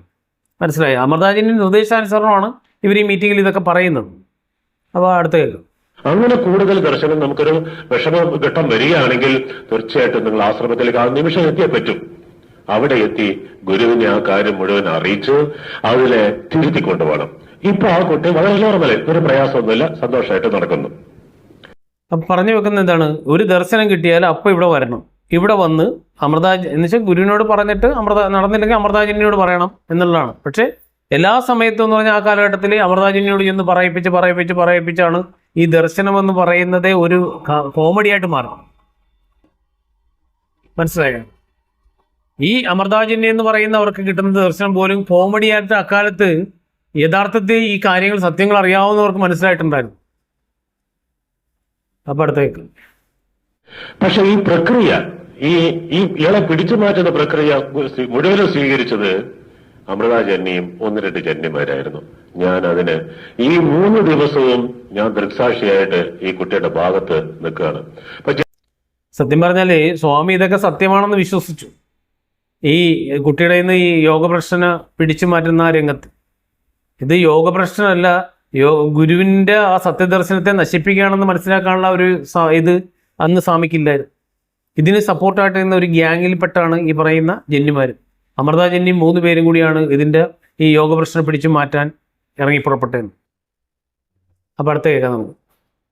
ജന്മി ഇങ്ങനെ ഓരോരോ പാർട്ടായിട്ട് അവരെ പിടിച്ച് അവരെ ആശ്വസിച്ച് നിൽക്കുന്ന വ്യവസ്ഥയിൽ ശരിക്കും ഒരു വാഴയല്ല അങ്ങനെ വാടിയല്ല എങ്ങനെ ഇരിക്കും അതുപോലെ വാടി പ്രതിഭാജന്യായിരുന്നു പിടിച്ചത്. പ്രതിഭാജന്യ അങ്ങനെ ഒരു കൊച്ചു കുട്ടിയെ നമ്മൾ എടുക്കുന്ന ഒരു പോലെ തന്നെ ഇവനെ എടുത്ത് മടിയിൽ കിടത്തി അവനെ ഇങ്ങനെ ഓരോരോ ഭാഗവും ഈ പ്രാണഷടാധാരങ്ങളിലൂടെ വരുന്നതും ഈ 10 പ്രാണങ്ങളെയും അതെ അങ്ങനെ എടുക്കുന്ന ഒരു പ്രക്രിയയുണ്ട്. അത് അമൃതാജന്യ ചെയ്യുന്ന വിഷയം. ഇതിന് മുഴുവനും സ്വീകരിച്ച ശരീരത്തിന് ഈ പഞ്ചകോശങ്ങളിലെയും പഞ്ചേന്ദ്രിയങ്ങളിലെയും ഈ പ്രാണനെ എല്ലാം തന്നെ സൂക്ഷിച്ചെടുക്കുന്ന ഒരു പ്രക്രിയയിലേക്ക് കൊണ്ടുവരാൻ 3 ദിവസമെടുത്തു. അപ്പൊ ആ 3 ദിവസത്തോളം പ്രതിഭാജന്യം അതേപോലെ വിമലാജന്യം അങ്ങനെയുള്ള 2-3 ജന്യമാര് ഈ കുട്ടിയെ ശുശ്രൂഷിച്ചുകൊണ്ട് തന്നെയായിരുന്നു. ഞങ്ങൾ മൊത്തം പ്രാർത്ഥന സങ്കല്പമായിട്ട് തന്നെ നിന്നത്. അത്ര വലിയ ഒരു സന്ധ്യ, ഒരു വിഷമഘട്ടത്തിലായിരുന്നു. ഇത് കേൾക്കുമ്പോൾ എനിക്ക് മനസ്സിലാകുന്നതെന്ന് വെച്ചാൽ, ഈ നിസ്സംഗാജന്യ നമ്മളോട് ഒരിക്കൽ പറഞ്ഞൊരു കാര്യമുണ്ട്. ഗുരു ശരീരത്തോടെ ഇരുന്നപ്പോൾ സ്ത്രീകളെയും കുട്ടികളെയും എങ്ങനെയാണ് സൂക്ഷിച്ച് ഇരുന്നെന്നുള്ളത്, അവരുടെ ശരീരശുദ്ധി, മനഃശുദ്ധി, പ്രവൃത്തിശുദ്ധി, കർമ്മശുദ്ധി എല്ലാം, അത് ഈ ഈ ഒരു പുരുഷൻ്റെ ഒരു പുരുഷന് ഒരു ഗ്ലാസ് വെള്ളം കൊടുത്താൽ ആ പുരുഷൻ്റെ വിരൽത്തുമ്പ് ആ കൈകളിൽ, അവരുടെ കൈകളിൽ സ്പർശിക്കാത്ത രീതിയിൽ എങ്ങനെ കൊടുക്കണമെന്ന് വരെ ഗുരു പറഞ്ഞ് പഠിപ്പിച്ച സ്ഥാനത്ത് ഒരു പുരുഷനെ എടുത്ത് മടിയിൽ വെച്ച് തലയിൽ തടകുകയും പിന്നെ മൊത്തത്തിൽ തടയുകയും ഒക്കെ ചെയ്യുന്നത് ആശ്രമ സംസ്കാരത്തിൽ ഗുരു എത്രത്തോളം അതിനെയൊക്കെ വേണ്ടെന്ന് വെച്ചിട്ടുണ്ടോ, എത്രത്തോളം അതൊക്കെ പാവമാണെന്ന് കരുതിയിട്ടുണ്ടോ, അതെല്ലാം പിന്നീട് ഇവിടെ ചെയ്യപ്പെടുകയാണ്. മനസ്സിലായി? എന്നുവെച്ചാൽ ആത്മീയതയുടെ മറവിൽ ഇവർ ഈ എല്ലാ തോന്നിവാസങ്ങളും അവിടെ അരങ്ങേറാനുള്ള ഒരു വേദിയാക്കി എന്നെ മാറ്റി. ഇപ്പം അടുത്ത കേൾക്കാം. അതങ്ങനെ മുഴുവനും അത് കഴിഞ്ഞു. അവനോട് തന്നെ പറഞ്ഞതുപോലെ ചെയ്യാൻ പറഞ്ഞു. ഇപ്പൊ ഓൾറൈറ്റ്, പെർഫെക്റ്റ് ആണ് കുട്ടി. അത് കഴിഞ്ഞ ഉടനെ ബ്രഹ്മചാരി ഹരി ഒരു ദിവസം നമസ്കരിക്കാനായിട്ട് ഇങ്ങനെ നിന്നു. നമസ്കരിച്ചിട്ട് ജന്നിയുടെ അടുത്ത് വരുമ്പോൾ ജന്നി എനിക്ക് വയ്യ എന്ന് പറഞ്ഞ് നേരെ ഗുരുവിന്റെ കട്ടിലങ്ങോട്ട് ഇങ്ങനെ തൊഴുതിട്ട് ഇങ്ങനെ ഒരേ നിൽപ്പങ്ങോട്ട് നിന്നു. മരം വെട്ടിയിട്ട കണക്കങ്ങ് വീണു. അത് ദർശനത്തിന്റെ വേറൊരു തലത്തിലാണ്. അപ്പൊ ഈ ദർശനത്തിന്റെ ഭാഗം കിട്ടിയപ്പോ ഈ കുട്ടിയുടെ മനസ്സിലുണ്ടാകുന്ന ഈ വിഷമങ്ങൾ എന്തെല്ലാം ഉണ്ടോ അത് മുഴുവൻ പറയാൻ പറ്റാത്ത അതിങ്ങനെ കുറെ ദിവസങ്ങളായിട്ട് കേന്ദ്രീകരിച്ച് നിൽക്കുക. അതങ്ങനെ വീണു. പിന്നെ ആ കുട്ടിയെ ഇപ്പോഴും അത് ശുശ്രൂഷയിലേക്ക് നടന്നുകൊണ്ടിരിക്കുകയാണ്. ഇവിടെയാണ് ഇതിൻ്റെ അവസാനത്തെ നാടകത്തിൻ്റെ ഒരു അണിയറയിലെ പ്രവൃത്തികൾ അരങ്ങത്തേക്ക് വരുന്നത്. ഈ ഹരി എന്ന് പറയുന്ന കുട്ടി ഏതാണെന്നറിയോ? ഗുരു 3 തലമുറ ഈ ആശ്രമത്തിൻ്റെ അധികാര സ്ഥാനത്ത് വരരുതെന്ന് പറഞ്ഞ് ഇവിടെ ഒരു മീറ്റിംഗ് ഒക്കെ അറേഞ്ച് ചെയ്ത് എല്ലാവരെയും കൊണ്ട് ഈ ആശ്രമത്തിൽ നിന്ന് പുറത്താക്കിയ ആ ഒരു കുടുംബത്തിന് വന്ന് പ്രാർത്ഥിച്ച് പൊക്കോട്ടെ, വിശ്വാസി പരമ്പരയിൽ നിന്നോട്ടെ. പക്ഷേ അധികാര സ്ഥാനത്ത്, കാരണം ഇവർ ചെയ്തു കൂട്ടിയ ആ ഒരു ജനനിയുടെ ദർശനം നശിപ്പിക്കാനായിട്ട് ചെയ്തു കൂട്ടിയ, അമലാജനിയുടെ ദർശനം നശിപ്പിക്കാനായിട്ട് കടന്നുകൂടിയ അൽച്ചേർത്തൽ എന്ന് പറയുന്ന വ്യക്തിയുടെ കുടുംബത്തിലെ അനിയനാണ് ഈ പറയുന്ന ഹരി എന്ന് പറയുന്നത്. അവനാണ് ഈ ഒരു നാടകം അവിടെ കളിക്കുന്നത്. എങ്ങനെ? ബാക്കി രണ്ടും ഒറിജിനൽ ആണെങ്കിൽ ഇത് ഡ്യൂപ്ലിക്കേറ്റാണ്. അവൻ ഗുരുവിൻ്റെ കട്ടിലിൻ്റെ അവിടെ ഇവരെ കാണാൻ വന്നിന്ന് തൊഴുതിട്ട് ഇങ്ങനെ വിറച്ച് വാഴ വെട്ടിയിരുന്ന പോലെ ഗുരുവിൻ്റെ കട്ടിലേക്ക് വീഴും. മനസ്സിലായ? എന്നിട്ട് അവനെ യോഗഭ്രഷ്ടം പിടിച്ചു. ആ യോഗഭ്രഷ്ടൻ്റെ കയ്യിൽ നിന്ന് അവൻ്റെ ജീവൻ പിടിക്കാനുള്ള വേജനെ വാഴയിലെ വെട്ടിയിട്ടിട്ട് അതിൽ ക്ഷീരബല പ്രയോഗങ്ങൾ ഒഴിച്ചിട്ട് ഇവർ രണ്ടുപേരും കൂടിയാണ് ഒന്നിച്ച് ആ ഒരു കുറേ നാൾ നമ്മുടെ സഹകരണ മന്ദിരത്തിൻ്റെ മുകളിൽ താമസിച്ചത്. അതിൽ പറയാനാണെങ്കിൽ ഒട്ടനവധി കാര്യങ്ങൾ അത് പറയാനുണ്ട്. അത് ഞാനിപ്പോൾ തൽക്കാലം പറയാൻ ഉദ്ദേശിക്കുന്നില്ല. പക്ഷേ അവിടെ അവൻ്റെ ജീവൻ വിടാതെ അവൻ്റെ ശരീരത്തിൽ മുറുകി പിടിച്ച് അവന് ആ ഒരു യോഗഭ്രഷ്ടൻ്റെ പിടിയിൽ നിന്ന് രക്ഷിക്കാനാണ്, ആ ജീവൻ പിടിച്ചെടുക്കാനാണെന്ന് പറഞ്ഞ് ഒരുപാട് നാടകം. ഇതിൻ്റെ തലപ്പത്ത് അല്ലാതെ ഈ വ്യക്തിയെ കൊണ്ടുവരാനായിട്ട് അന്നത്തെ ആശ്രമത്തിൻ്റെ പരമ്പരയിലുള്ള ഗുരുവാക്ക് കേട്ടവരാക്കും പറ്റില്ല. അതിനവരെ കാണിച്ചു കൂട്ടിയ തന്ത്രമാണ്. ഒരു അവസരം കിട്ടിയപ്പോൾ ആ അവസരത്തെ മുതലെടുത്തുകൊണ്ട് ഇവനെ അതിലേക്ക് രംഗപ്രവേശനം ചെയ്തു. ഇവനെ ഗുരുരത്നൻ എന്നുള്ള നാമധേയത്തിൽ പ്രതിഷ്ഠിക്കാൻ അവർ ഒരുപാട് നാടകങ്ങൾ പിന്നെ അങ്ങനെ അരങ്ങേറിയാണ്. അതൊക്കെ നമ്മൾ ദൃക്സാക്ഷികളാണ് ഒരുപാട് കാര്യങ്ങൾ. പക്ഷെ അന്നും നമുക്ക് ആശങ്കകളുണ്ട്, ഇതെന്താണെന്ന് മനസ്സിലാകുന്നില്ല. നമ്മൾ അന്ന് വരെ കണ്ടിരുന്ന ഗുരുവിൻ്റെ ഒരു ആശ്രമത്തിൻ്റെ സിറ്റുവേഷൻ അല്ല, ഇതെന്താണ് നമ്മൾ ചിന്തിച്ച് നമുക്ക് മനസ്സിലാകാത്ത ഈ സ്വാമിയുടെ അതേ മാനസികാവസ്ഥ തന്നെയായിരുന്നു വിശ്വാസി പരമ്പരയിലെ 99% ആൾക്കാർ. അതേസമയത്ത് നാടകം അണിയറയിൽ ഒരുക്കുന്നവർക്ക് ഇതെല്ലാം വ്യക്തമാണ്. അവർക്ക് ഗുരുവിൻ്റെ ദേഹവിയോഗവും ഇവരുടെ ഈ പറയുന്ന എല്ലാ നാടകങ്ങളും അവർക്കറിയാം. മനസ്സിലായില്ലേ? അപ്പോൾ ഹരി എന്ന് പറയുന്ന ഗുരുരത്നൻ്റെ ആ ഒരു പിറവി എടുക്കാനുള്ള ഒരു അവസരമായിട്ട് അതിനെ മാറ്റി. പിന്നെ ആര് ചോദിക്കാനാണ്? ഈ 3 തലമുറ ഇവിടെ കയറ്റരുത്, അധികാരത്തിൽ കൊണ്ടുവരുമെന്ന് പറഞ്ഞവനെ എങ്ങനെ ഘട്ടം ഘട്ടമായിട്ടാണ് അവർ കൊണ്ടുവന്നത്. ഒരാളുടെ ശരീരത്തിലേക്ക് സ്ലോട്ട് പോയിസൺ എങ്ങനെയാണ് ഇഞ്ചെക്ട് ചെയ്ത് അയാളെ കൊല്ലാൻ കാരണമാക്കുന്നത്, അതുപോലെ പയ്യെ കരുക്കൾ നീക്കി ഗുരുരത്നം എന്ന് പറഞ്ഞവനെ ഇന്ന് ആശ്രമത്തിൻ്റെ ജനറൽ സെക്രട്ടറി, സർവാധിപതിയായ എന്നുള്ള രീതിയിൽ ഇല്ലീഗൽ ആക്ടിവിറ്റിയിലൂടെ എന്ന് പറഞ്ഞാൽ ഇവനെ ഇതുപോലൊരു ആത്മീയ ഗുണ്ടേനെ ഇവർക്ക് വേണമായിരുന്നു ഗുരുസ്ഥാനത്തെത്താൻ. മനസ്സിലായി? അപ്പോൾ ഞാനിത് പറഞ്ഞെന്ന് പറഞ്ഞാൽ അതിൻ്റെ ഒരു നാടകത്തിൻ്റെ ഒരു എന്താ പറയുക, അണിയറയിലുള്ള ആ ഒരു ഗൂഢാലോചനയുടെ അരങ്ങത്തേക്കുള്ള ഒരു പ്രവേശനമായിട്ടാണ് അതിനെ പിൽക്കാലത്ത് മനസ്സിലാക്കാൻ സാധിച്ചത്. അതാണ് അതിൻ്റെ തുടക്കമാണ് ഇവിടെ നടന്നത്. മനസ്സിലായി? അടുത്തേക്ക് ഇത് നോക്കിയ ഭാഗത്ത് നോക്കുമ്പോൾ ജന്യെ സംബന്ധിച്ചിടത്തോളം ഈ ബ്രഹ്മചാരികൾക്കും മറ്റ് അതേപോലെ ഗൃഹസ്ഥാശ്രമികളായിട്ടുള്ള കുറെ ആൾക്കാർക്കും ഇങ്ങനെ ദർശനത്തിന്റെ ഭാഗത്തിൽ വളരെ കടുത്ത രീതിയിൽ വന്ന് തിരുത്തിക്കൊണ്ടിരിക്കുന്ന ഭാഗമാണ്. പക്ഷെ അതേ അവസരത്തില് 2.5 മാസം മുൻപ് തുടങ്ങി ഇങ്ങനെയുള്ള യോഗഭ്രഷ്ടന്മാര് ഇവിടെ ആയിരക്കണക്കിന് ഈ ആശ്രമത്തിന്റെ ഈ പരിസരത്ത് ഇപ്പോഴും നിൽപ്പുണ്ട്. അങ്ങനെ നിൽക്കുന്ന യോഗഭ്രഷ്ടന്മാര് അത് മൊത്തം 2.5 മാസമായിട്ട് ജനനി സങ്കല്പിച്ച് അതിനെ മാറ്റിക്കൊണ്ടിരിക്കുകയായിരുന്നു. ഈ വിഷയം നമുക്ക് ആർക്കും അറിഞ്ഞുകൂടാ. കേട്ടില്ലേ? കാരണം ആശ്രമത്തിന്റെ സമീപത്ത് ഗുരു ശരീരം വിടാൻ കാത്തിരുന്നു യോഗഭ്രഷ്ടന്മാർ വന്ന് നിറയാനായിട്ട്. മനസ്സിലായില്ലേ? അപ്പം അങ്ങനെ യോഗഭ്രഷ്ടന്മാർ വന്ന് നിറഞ്ഞു കഴിഞ്ഞപ്പോൾ ശരീരത്തിന് കെൽപ്പില്ലാത്ത ആ പാവം ജനനി അവിടെ ഇരുന്നുണ്ട് ഇതുവരെയൊക്കെ ഭസ്മീകരിക്കുകയാണ്. ഒട്ടനവധി യോഗഭ്രഷ്ടന്മാരെ ഈ 2.5 മാസം കൊണ്ട് അല്ലെങ്കിൽ 3 മാസം കൊണ്ട് അവിടെ ഭസ്മീകരിക്കുന്നു. യഥാർത്ഥത്തിൽ പറഞ്ഞു കഴിഞ്ഞാൽ അതിനകത്ത് നടന്നത് നമുക്ക് പുറത്ത് പറയാൻ പറ്റത്തില്ല. അത്രക്ക് വൃത്തികേടുകളാണ് ആ സമയങ്ങളിൽ അവിടെ നടന്നത്. മനസ്സിലായോ?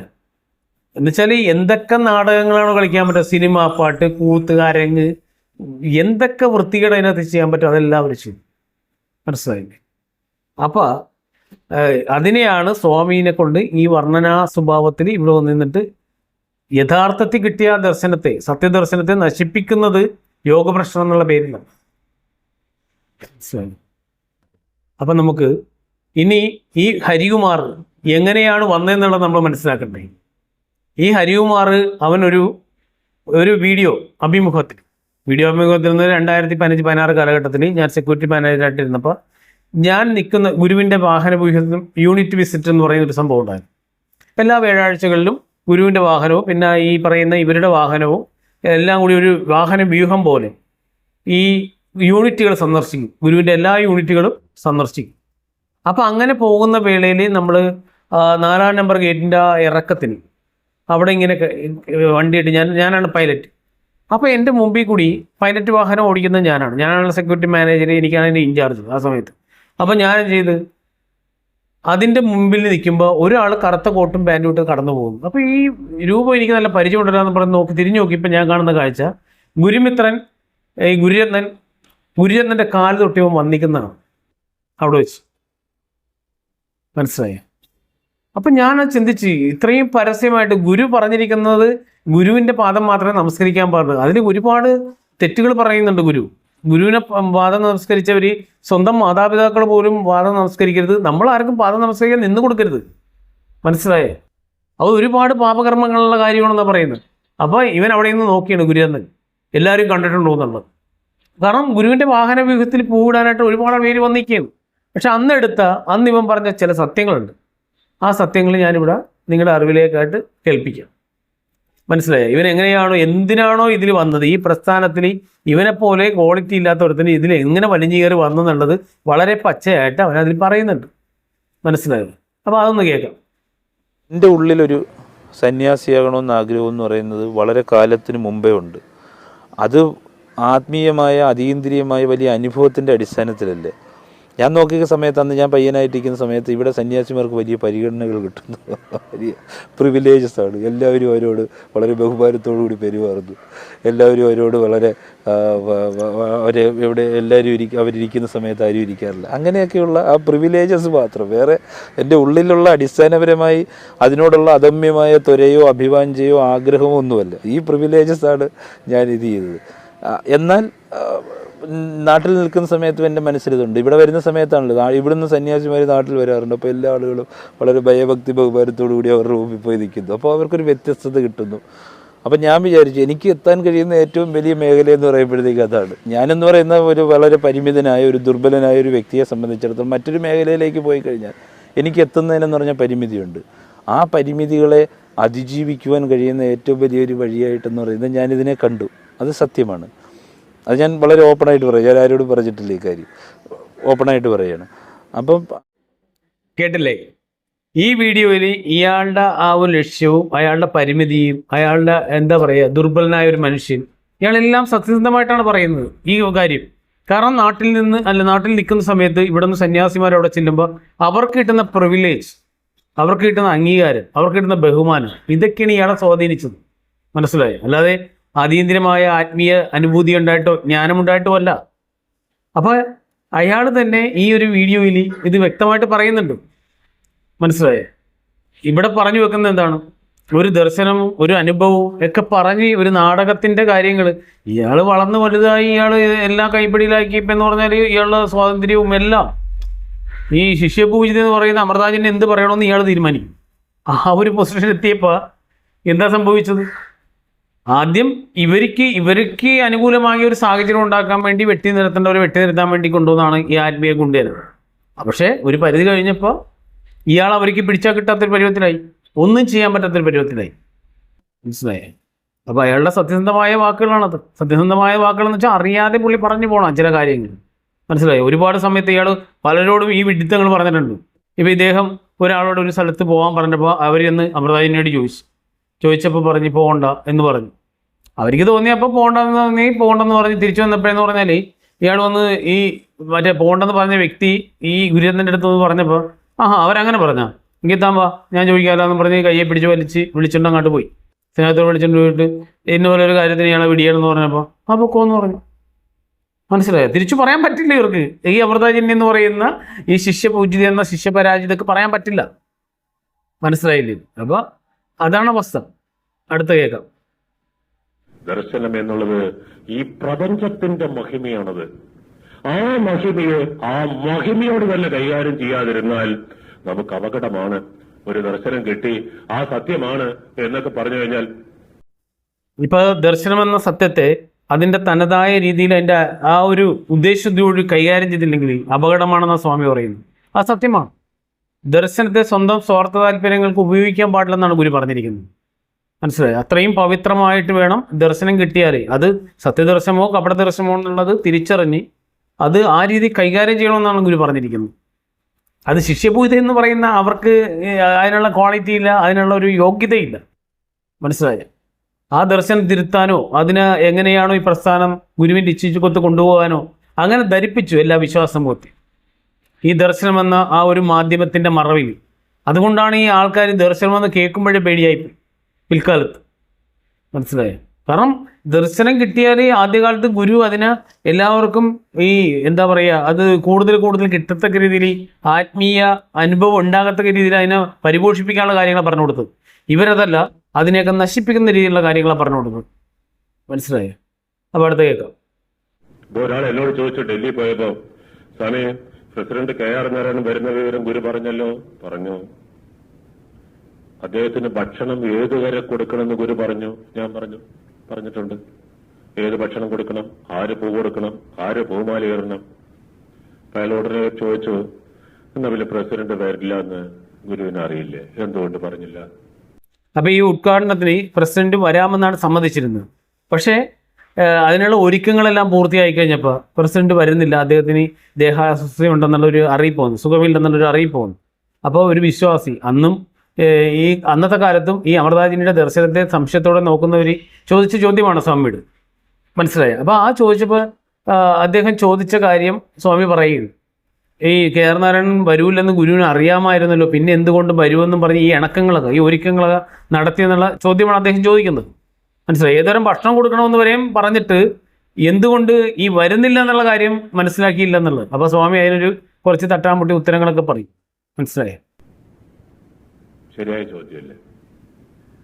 മനുഷ്യന്റെ ശരിയായിട്ടുള്ള ചോദ്യമല്ലേ? എന്താ പിന്നെ പ്രസിഡന്റ് ഗുരുവിന് അറിയില്ലേ പ്രസിഡന്റ് വരില്ല എന്നുള്ളത്? ഗുരുവിന് അറിയില്ലേ ഇദ്ദേഹത്തിന് അസുഖം വരുന്നുള്ള കാര്യം? എന്നാ പിന്നെ അത് പറയും, നിങ്ങൾ ഈ പണിയൊന്നും ചെയ്യേണ്ടെന്ന് പറയോ? എന്താണ് ദർശനത്തിന്റെ മാർഗം? 2444 തരത്തിൽ ഒരു സത്യദർശനം കിട്ടുള്ളൂ. ഒന്ന്, ഗുരു ദർശനം കൊടുക്കുന്ന ഭാഗത്തിന് നമുക്ക് പ്രസിഡന്റിനെ സ്വീകരിക്കാനുള്ള യോഗ്യത നമുക്കുണ്ടോ? അല്ലേ? 2444 ദർശനങ്ങൾ കിട്ടുമ്പോഴോ ഒരു സത്യദർശനം കിട്ടണേന്ന് വെച്ചാൽ ഈ അമൃതാജിനെ പറഞ്ഞ് പഠിപ്പിച്ചു കൊടുത്തിരിക്കുന്നതാണ് സ്വാമീന്. അതുകൂടാതെ ഈ ദർശനം കിട്ടുമ്പോൾ അതിന് യോഗ്യതപ്പെട്ട ആൾക്കാർ വേണ്ടേ? അപ്പോൾ ഈ പറഞ്ഞ അമൃതാജനിക്ക് യോഗ്യതയില്ലായിരുന്നു. വരികൾക്കിടയിൽ സത്യങ്ങൾ ഒരുപാടുണ്ട് ഈ ഒരു പ്രഭാഷണത്തിൽ.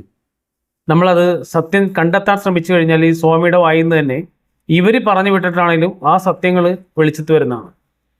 വരികൾക്കിടയിൽ ആ സത്യങ്ങൾ ഗുരുവായിട്ട് തന്നെ ഒളിപ്പിച്ചതായിരിക്കും. മനസ്സിലായേ? ബാക്കിയൊക്കെ അത് നമ്മൾ ആരെങ്കിലും ചിന്തിച്ചോ? ഗുരുവിന്റെ ഒരു കാരുണ്യത്തിൽ, ഗുരുവിന്റെ പേരില്, ഗുരുവിന്റെ അഡ്രസ്സിലാണല്ലോ നമ്മളിപ്പോ നടക്കുന്നത് മുഴുവനും. ഇപ്പൊ നമ്മളിപ്പോ ഒരു കടയിൽ പോയാൽ അവൻ നമ്മളെ സ്വീകരിക്കുന്നതും, ഒരു പുതിയ സ്ഥലത്ത് പോയാൽ നമ്മളെ സ്വീകരിച്ചു വരുന്നതും നമ്മുടെ കഴിവും കർമ്മശേഷിയൊന്നും അല്ല ധരിക്കരുത്. ശാന്തിഗിരി ഒരു സ്വാമി പറഞ്ഞ സത്യവും അത് അന്നാണേലും കൊള്ളാം, ഇന്നാണേലും കൊള്ളാം. ഒരുപാട് ആൾക്കാർ വ്യാജമായിട്ട് ആ പേര് പ്രസ്ഥാനം എൻ്റേതാണെന്ന് വരുത്തി തീർക്കാനായിട്ട് ഒരുപാട് വ്യാപക ശ്രമം നടത്തുന്നുണ്ട്. ഒന്ന് അമൃതാജന്യ ഗുരുവാണെന്ന് ധരിപ്പിച്ചുകൊണ്ട് ഈ ശാന്തിഗിരി എന്ന് പറയുന്നത്, നമ്മൾ എന്താണ് ഖുറേഷ്യ ഫക്കീർ സ്വാമികളെ നമ്മൾ എങ്ങനെയാണ് കാണുന്നത്, ആ രീതിയിലേക്ക് ഗുരുവിനെ മാറ്റപ്പെടും. എന്ന് വെച്ചാൽ ബ്രഹ്മശ്രീ കരുണാകര ഗുരുവിനെ മാറ്റിയിട്ട് അമൃതാജന്യാണ് ഒറിജിനൽ ഗുരു എന്ന് വരുത്തി തീർക്കാൻ ഒരുപാട് വ്യാപക ശ്രമങ്ങൾ നടക്കുന്നുണ്ട്. ഒന്നത്. രണ്ടാമതെന്ന് പറഞ്ഞാൽ ഗുരുരത്നനാണ് ഇതിൻ്റെ എല്ലാം അധിപൻ എന്ന് വരുത്തി തീർക്കാനായിട്ട് ഒരുപാട് നാടകങ്ങൾ നടക്കുന്നുണ്ട്. മനസ്സിലായോ? പക്ഷേ ഇതൊക്കെ എന്ന് പറഞ്ഞാൽ അല്പായുസാണ്. അതിനൊക്കെ എത്ര നാൾ അതിനൊക്കെ ആയുസ് ഉണ്ടാകാനാണ്. അപ്പോൾ ഗുരുവിനെ മാനിച്ചുകൊണ്ടാണ്, ഈ ശാന്തിഗിരി എന്നുള്ള നാമം മാനിച്ചുകൊണ്ടാണ് നമ്മളെല്ലാവരും ബഹുമാനിക്കണമെന്ന് സ്വാമി പറയും. മനസ്സിലായി? അല്ലെങ്കിൽ ഈ വ്യക്തിപരമായിട്ട് ഈ ചെല്ലപ്പൻപിള്ളയുടെ മകളോ ഈ മണിയം നായരുടെ മകനോ എന്ത് ക്വാളിറ്റിയാണുള്ളത്? ആ കുടുംബ മഹിമ പറഞ്ഞുകൊണ്ട് ഒരു സ്ഥലത്ത് ചെല്ലാൻ വേണ്ടി എന്ത് മാന്യതയാണുള്ളത്, എന്ത് മഹിമയാണുള്ളത്?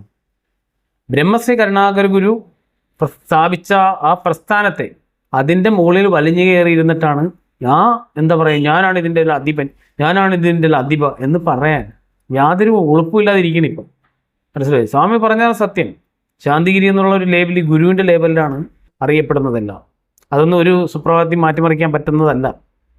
അത് ഇതുവരെയും ഈ മൂഢകൾക്കും മനസ്സിലായിട്ടില്ല. അതാണ് സത്യം.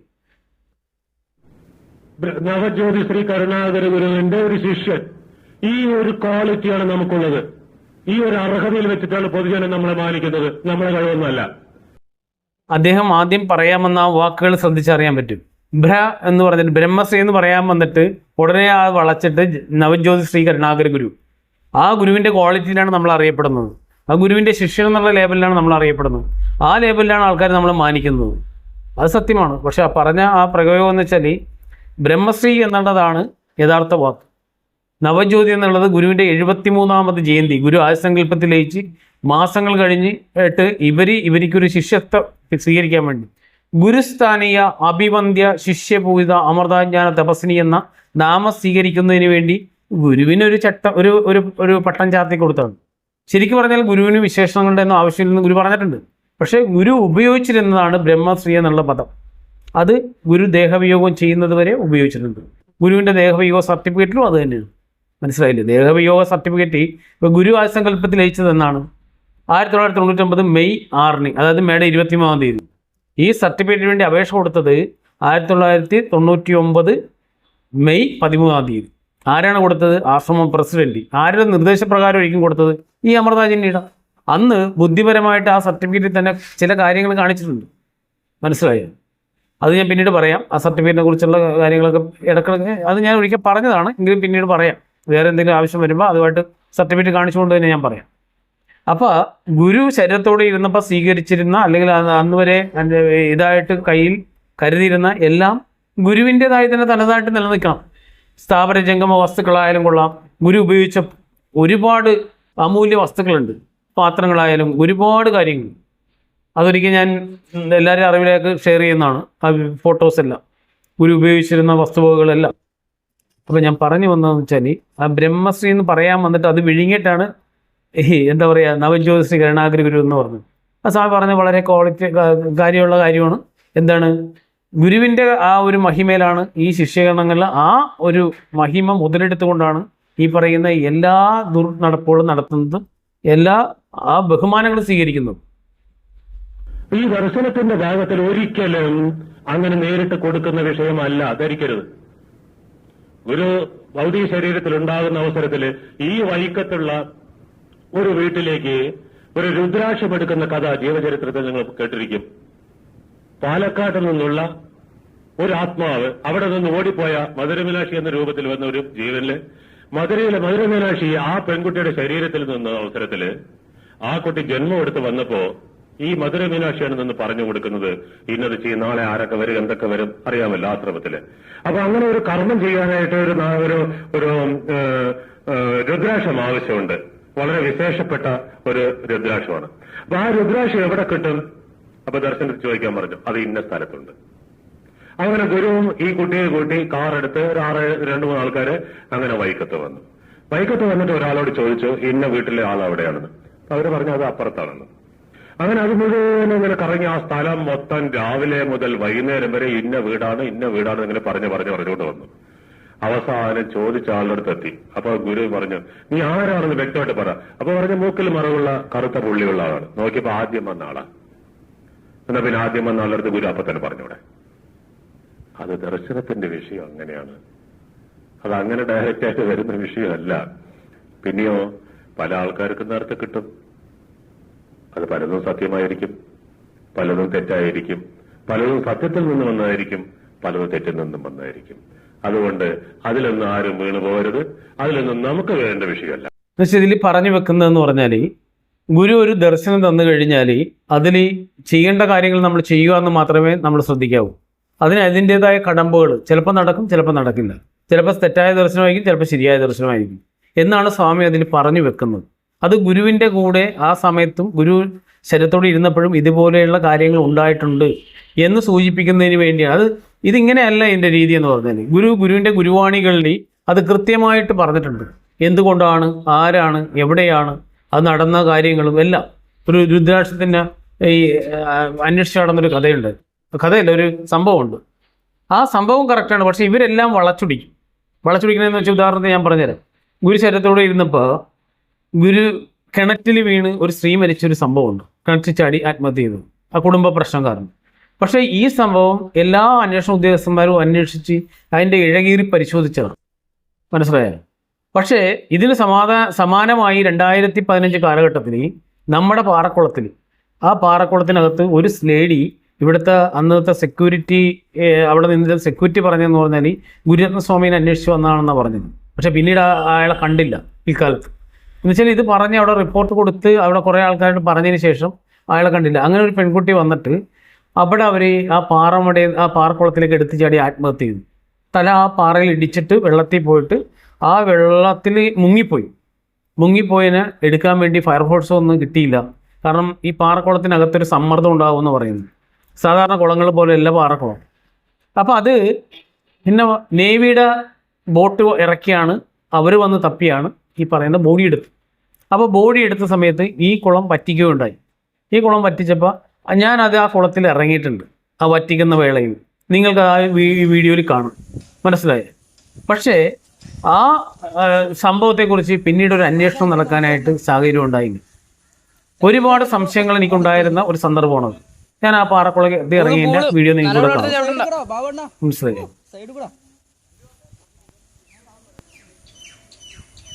അപ്പോൾ ഇപ്പം നിങ്ങൾ കണ്ടതാണ് ഞാൻ ആ പറഞ്ഞ സംഭവം നടന്ന പാറക്കുളത്തിൽ ഇറങ്ങിയത്. ഞാൻ ഇറങ്ങിയെന്ന് വെച്ചാൽ 2015 മാർച്ച് 20-ാം തീയതിയാണ് ഈ വീഡിയോ ഷൂട്ട് ചെയ്തിരിക്കുന്നത്, മനസ്സിലായില്ലേ? അപ്പോൾ ഈ ഗുരു ഉള്ള സമയത്ത് എല്ലാം ഇഴകീറി പരിശോധിച്ചാണ് എങ്ങനെയാണ് ആ സ്ത്രീ മരണപ്പെട്ടത്.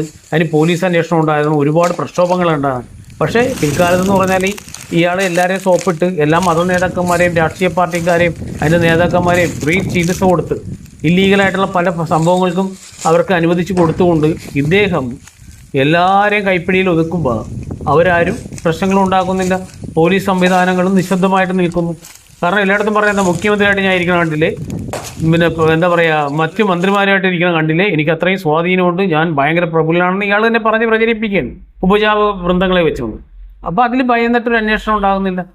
അപ്പോൾ ഞാനിത് പറഞ്ഞതെന്ന് പറഞ്ഞാൽ ഇവിടെ അതിനെക്കുറിച്ച് കണക്ട് ചെയ്തൊന്ന് പറഞ്ഞെന്ന് മാത്രമേ ഉള്ളൂ. അപ്പം ഗുരുവിൻ്റെ സമയത്തിരുന്ന കാര്യങ്ങളെ ഇവർ കൂട്ടിച്ചേർത്തുകൊണ്ട് അതിനെ എവിടെയൊക്കെ ഉപയോഗിക്കാൻ പറ്റും അതൊക്കെ ഉപയോഗിച്ചുകൊണ്ടാണ് ഇവരുടെ ഈ ഇല്ലീഗലായിട്ടുള്ള പല കാര്യങ്ങളും അതിനെ ന്യായീകരിക്കുകയും സാധൂകരിക്കുകയും ചെയ്യുന്നത്. അപ്പോൾ വാക്ക് പിടിക്കുക. എനിക്കുള്ള ദർശനം എന്റേതും നമ്മുടെ ദർശനം നമ്മുടേതും അത് ദൈവം തന്ന ഒരു മഹിമയാണ്, കാരുണ്യമാണ്. അപ്പൊ അതിനെ ക്വസ്റ്റ്യൻ ചെയ്യാൻ നമ്മൾ യോഗ്യരല്ല. അതിനെ ക്വസ്റ്റ്യൻ ചെയ്യാൻ നമ്മൾ ഒരു കാരണവശാലും പാടില്ല. അത് സത്യമായിട്ട് എന്താണെന്ന് ആ ദർശനത്തിന് അതിൻ്റെതായ ദൈവത്തിന്റെ ഒരു മാർഗമുണ്ട്. ആ മാർഗത്തിൽ നിന്നും ദൈവം വ്യതിചലിച്ചിട്ടില്ല, നമ്മളെപ്പോഴും വ്യതിചലിച്ചുകൊണ്ടേയിരിക്കുന്നു. ഇതിൽ പറയുന്നതെന്ന് പറഞ്ഞാൽ ദർശനത്തെ, അമൃതാജന്യക്ക് കിട്ടുന്ന ദർശനത്തെ നമ്മൾ ക്വസ്റ്റ്യൻ ചെയ്യാൻ പാടില്ല. മനസ്സിലായോ? അതിന് ആ മഹിമയോടെ നമ്മൾ കാണണം. ദൈവം തരുന്നത് ദൈവമാണ് വ്യതിചലിച്ചിട്ടില്ല ഒരു കാര്യത്തിൽ നിന്ന്, നമ്മളാണ് വ്യതിചലിച്ചത്. അത് സത്യമാണ്. കാരണം ദൈവം അല്ലെങ്കിൽ ഗുരു എപ്പോഴും പ്രവർത്തിച്ചുകൊണ്ടേയിരിക്കും. പക്ഷെ ആ പ്രവർത്തിക്കുന്നത് തിരിച്ചറിയാൻ നമുക്കുണ്ടാകുന്ന ആ ഒരു എന്താ പറയുക, മനസ്സിലാക്കാനുള്ള കഴിവില്ലായ്മയാണ് ഈ പറയുന്ന അമൃതാജന്യൊക്കെ ഇതിലൂടെ മുതലെടുത്തത്. മനസ്സിലായേ? അന്ന് സത്യദർശനങ്ങൾ ഒരുപാട് പേർക്ക് കിട്ടി. ഈ അമൃതാജന്യക്ക് മാത്രമല്ല, ഒരുപാട് ആൾക്കാർക്ക് സത്യദർശനം കിട്ടി. അമൃതാജന്യ കിട്ടിയ മൊത്തം ഈ പൈശാചിക ദർശനങ്ങളായിരുന്നു. ഗുരുവിൻ്റെ ആ ദേഹവിയോഗത്തിന് കാരണക്കാരി ആയെന്നുള്ള ആരോപണത്തിൻ്റെ മുൻപിൽ നിൽക്കുന്നതാണ് ഈ അമൃതാജന്യം. കാരണം ഗുരുവിൻ്റെ ശരീരം, ഗുരുവിൻ്റെ ദേഹവിയോഗ ശേഷം ഈ ഹോസ്പിറ്റലിൽ കൊണ്ടുപോയപ്പോഴും അതിനുശേഷമുള്ള ഒരുപാട് നാടകങ്ങൾ നടത്തി. അന്ന് ആ വണ്ടി ഓടിച്ചിരുന്നത് ഈ പറയുന്ന ശ്രീമതി ആൻറ്റിയുടെ ഭർത്താവായ തരുണണ്ണനാണ്. മനസ്സിലായോ? ആ തരുണണ്ണനെയും കുടുംബത്തിനെയൊക്കെ പിന്നീട് അനുഭവിക്കേണ്ടി വന്നതെന്ന് പറഞ്ഞാൽ, എന്ന് വെച്ചാൽ അവർ നാളെ ഒരിക്കൽ ഈ കഥകളൊന്നും ആരോടും പറയാൻ പാടില്ല, ചരിത്രങ്ങൾ ആരോടും പറയാൻ പാടില്ല, സംഭവങ്ങൾ ആരോടും പറയാൻ പാടില്ല. അതിന് ഇവർ കാണുന്ന വഴികളായിരുന്നു അവരെ കുടുംബം തകർക്കുക. പിന്നീട് അവർക്ക് ചിന്തിക്കാൻ പോലും പറ്റില്ലല്ലോ, ആൾക്കാരോട് സംസാരിക്കാൻ പറ്റില്ലല്ലോ ഈ സത്യങ്ങൾ. അതുപോലെ ഓരോ വ്യക്തികളെയും അതിൽ നിന്ന് രക്ഷപ്പെട്ട് നിൽക്കുന്നത് ഇവരെ അന്നും ഇന്നും അംഗീകരിക്കാത്ത, നമസ്കരിക്കാത്ത സത്പ്രഭു സ്വാമി മാത്രമാണ്. മനസ്സിലായോ? അതുകൊണ്ട് സ്വാമിക്ക് സേവ് ചെയ്ത് നിൽക്കാൻ പറ്റുന്നുണ്ട്. കാരണം എന്ന് വെച്ചാൽ ഇവരെ കാൽച്ചുവട്ടി പോയി നിന്നില്ല സ്വാമി. പക്ഷേ ഇവരുടെ ചില കാര്യങ്ങൾക്ക് സ്വാമിയും ദൃക്സാക്ഷിയും പിന്നെ അതിന് ഭാഗവാക്കാകേണ്ടി വന്നു. അതുകൊണ്ട് ഒരുപാട് കാര്യങ്ങൾ സ്വാമിക്കും അനുഭവിക്കേണ്ടി വന്നു. നല്ല നടപ്പിന് ഇവർ വിധിച്ചു. സ്വാമി എല്ലാം തരണം ചെയ്തില്ലേ? സ്വാമിയുടെ ഡ്രസ്സ് ഊരി മേടിച്ചില്ല ഇവർ വഴക്കിയെടുക്കാൻ വേണ്ടി സ്വാമിന്. എന്നുവെച്ചാൽ ഇവരുടെ ഈ പറയുന്ന കാര്യങ്ങൾക്ക് ഒരു ഉപകരണമാക്കി പ്രവർത്തിപ്പിക്കാൻ വേണ്ടി ശ്രമിച്ചപ്പോൾ സ്വാമി പറഞ്ഞ് ചെയ്യില്ല എന്ന് പറഞ്ഞപ്പോൾ ഇവർ അടിച്ച് വസ്ത്രം ഊരി മേടിക്കാൻ ശ്രമിച്ചപ്പോൾ സ്വാമി പറഞ്ഞ് നിങ്ങളിങ്ങനെ ചെയ്താൽ ഞാൻ ആത്മഹത്യ ചെയ്ത് കളയുമെന്ന് പറഞ്ഞു. അങ്ങനെ പറയേണ്ടി വരെ വന്ന് ആ ഒരു ഗുരുവിനോടൊത്ത് ഗുരുവിൻ്റെ കൈപിടിച്ച് നടന്ന ആ ഒരു സന്യാസി. മനസ്സിലായേ? അപ്പോഴത്തേക്ക് നമ്മുടെ ബുദ്ധിയും യുക്തിയുമാണ് അവിടെ ചിന്തിച്ചുകൊണ്ടിരിക്കുന്നത്. അത് അങ്ങനെ ചെയ്തുകൂടെ, അങ്ങനെ പറഞ്ഞുകൂടെ, അങ്ങനെ ചെയ്തതായിരുന്നെങ്കിൽ ഇത്ര വിഷമമുണ്ടോ, ഇത്ര ലക്ഷം റുപ്യ നമുക്ക് ചെലവാക്കേണ്ട, രാവും പകലും പിള്ളേർ അവിടെ ഇരുന്ന് കഷ്ടപ്പെട്ട് രാവിലെ 10:30 മണിക്കാണ് പറയുന്നത്. 10:30 മണിക്ക് ജെന്നിയുടെ വന്ന് പറയാതെ, ജെന്നി ഇതൊന്ന്, ഞാനിപ്പോൾ അവിടെ ഇങ്ങനെ കാർപ്പറ്റൊക്കെ വിരിച്ചുകൊണ്ടിരിക്കുകയാണ്. അപ്പൊ ഇങ്ങനെ ഇവര് വന്ന് ജെന്നിയോട് എങ്ങനെ പറയും ഇങ്ങനെ പ്രസിഡന്റ് വരില്ല എന്നുള്ളത്. ജെന്നിയോട് പറഞ്ഞ, സ്വാമി ജെന്നി കാർപ്പറ്റൊന്നും വിരിക്കേണ്ട, ഒരു മെസ്സേജ് കിട്ടിയെന്ന് പറഞ്ഞ് ജെന്നി ചിരിച്ചു. ഇപ്പൊ ഞാൻ ജെന്നിയെ തന്നെ നോക്കിക്കൊണ്ടിരിക്കുക, ഇത് വല്ല കുഴപ്പമുണ്ടാവോ? ഒരു കുഴപ്പമില്ല. എന്താ കാരണം? അതറിയാം. പറഞ്ഞ കേട്ടില്ലേ? ജെന്നി കാർപ്പറ്റൊന്നും വിരിക്കേണ്ട, അതിൻ്റെ ആവശ്യമില്ല, വരില്ല എന്ന് പറഞ്ഞപ്പോൾ ജെന്നി ചിരിക്കണമെന്ന്. കാരണം അവർക്കറിയാം കണ്ണുവട്ടൻ്റെ മാവേട്ടരെയാണ് അവർ ചെയ്തേക്കണേന്ന്. എന്നുവെച്ചാൽ ശിക്കാരി ശംഭുവിൻ്റെ അതേ പ്രവൃത്തി. മനസ്സിലായോ? കൊണ്ടില്ല. ഒരു വെടിപിടിച്ചിട്ടേ കൊണ്ടില്ല. അപ്പോൾ അവർ അതെല്ലാം മുൻകൂട്ടി കണ്ടെന്ന് ധരിക്കുന്ന രീതിയിൽ ഒരു ചിരിയൊക്കെ പാസ്സാക്കി. അവർക്കിത് വിഷമമൊന്നുമില്ലല്ലോ, കാരണം ബാക്കി പണിയെടുത്തത് മൊത്തം മറ്റുള്ളവരല്ലേ. അപ്പോൾ അവർ മുൻപേ എല്ലാം അറിഞ്ഞിരിക്കുന്നു എന്ന് വരുത്തി തീർക്കുന്ന ഒരു പ്രവണത. മനസ്സിലായി? അത് പറയാൻ പറ്റില്ലല്ലോ, അത് പറയേണ്ട കാര്യമേ പറയുള്ളൂ. അത് നമ്മൾ ചെയ്യുക എന്നുള്ള ഒരു ധർമ്മം, നമ്മൾ ചെയ്യുക എന്നുള്ളൊരു കർമ്മം അവിടെ നമ്മളെ കൊണ്ട് ചെയ്യിക്കുക എന്നുള്ളതാണ് ദൈവത്തിൻ്റെത്. ഫലം എന്തോ ആവട്ടെ, അതാരോ എപ്പോഴോ വരട്ടെ, ആ സങ്കല്പം അവിടെയുണ്ട്. ഇത് തന്നെയായിരുന്നു ഇവരുടെ ഒരു തട്ടിപ്പ്. കാരണം ഇവർ കുറേ കാര്യങ്ങൾ പറഞ്ഞു കഴിഞ്ഞാൽ അവസാനം പാളിപ്പോകുമ്പോൾ പറയും. എന്താണ് പറയുന്നത്?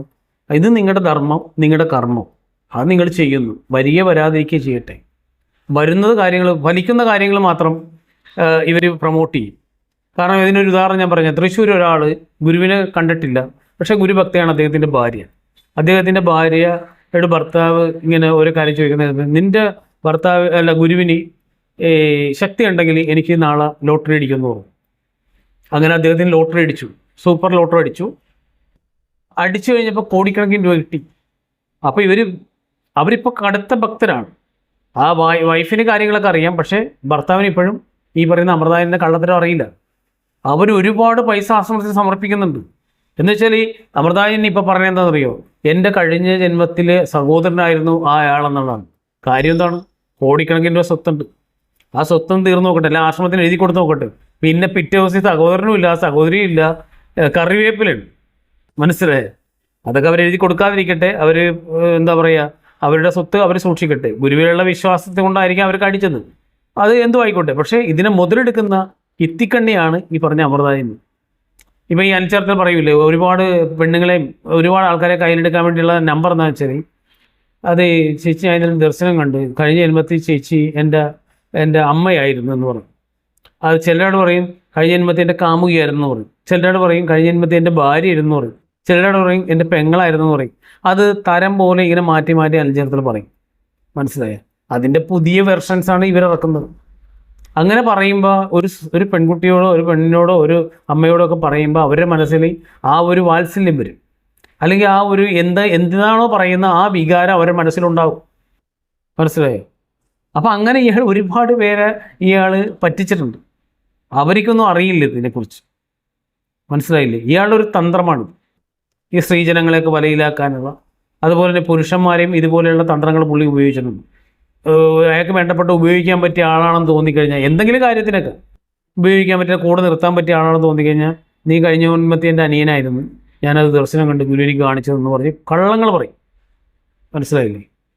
അപ്പോൾ അടുത്തത് ഒരു ഗുരുവാണിയാണ്. ആ ഗുരുവാണി നമുക്കൊന്ന് കേൾക്കാം. കാരണം ഗുരു ഈ പ്രസ്ഥാനത്തിൻ്റെ മുന്നോട്ടുള്ള പോക്കിനെക്കുറിച്ച് പറയുന്ന ഒരു ഗുരുവാണിയുടെ പ്രസക്ത ഭാവവും. കാരണം കാഴ്ചയുള്ള ആൾക്കാരെ എങ്ങനെയാണെന്നുള്ളതിന് ഗുരു വ്യക്തമായിട്ട് അതിൽ പറയുന്നൊരു കാര്യവും. അത് കേട്ടിട്ട് ബാക്കി സംസാരിക്കും. ഈ ഭരണ സംവിധാനത്തിനകത്ത് സന്യാസിമാരുണ്ട് വാക്കുകളിൽ ഈ കാഴ്ചയുള്ള ആളുകൾ പറയുന്നത് മുൻഗണന കൊടുത്തുകൊണ്ട് കാര്യങ്ങൾ ഓരോന്നും തീരുമാനിക്കും. അത് അങ്ങനെ പോയാൽ അവർ തെറ്റും. നമുക്കൊരു അറിവിനെന്ത് ചെയ്യും? അറിവിന് അവർ പറയുക ഇന്നതൊക്കെയാണ്. സത്യമായിട്ട് പറഞ്ഞില്ലെങ്കിൽ എന്താണ് അതിലുള്ള കുഴപ്പമൊന്നും ആരറിയും? അത് പിന്നെ അപ്പോഴും അവർ ഉള്ളവർ തിരഞ്ഞെടുക്കട്ടെ. അതൊന്നും അത് ഒരുപാട് പേര് കാണും. ഇതിന് ഗൃഹസ്ഥാശ്രമികളായിരിക്കും ചിലപ്പോൾ കൂടുതൽ മുന്നിൽ വരുന്നത്. കാഴ്ചയുള്ളവർ, കാര്യം അറിയാവുന്നവരും ഗൃഹസ്ഥാശ്രമികൾ വരും. അത് എന്തുകൊണ്ട് വന്നൂടാ?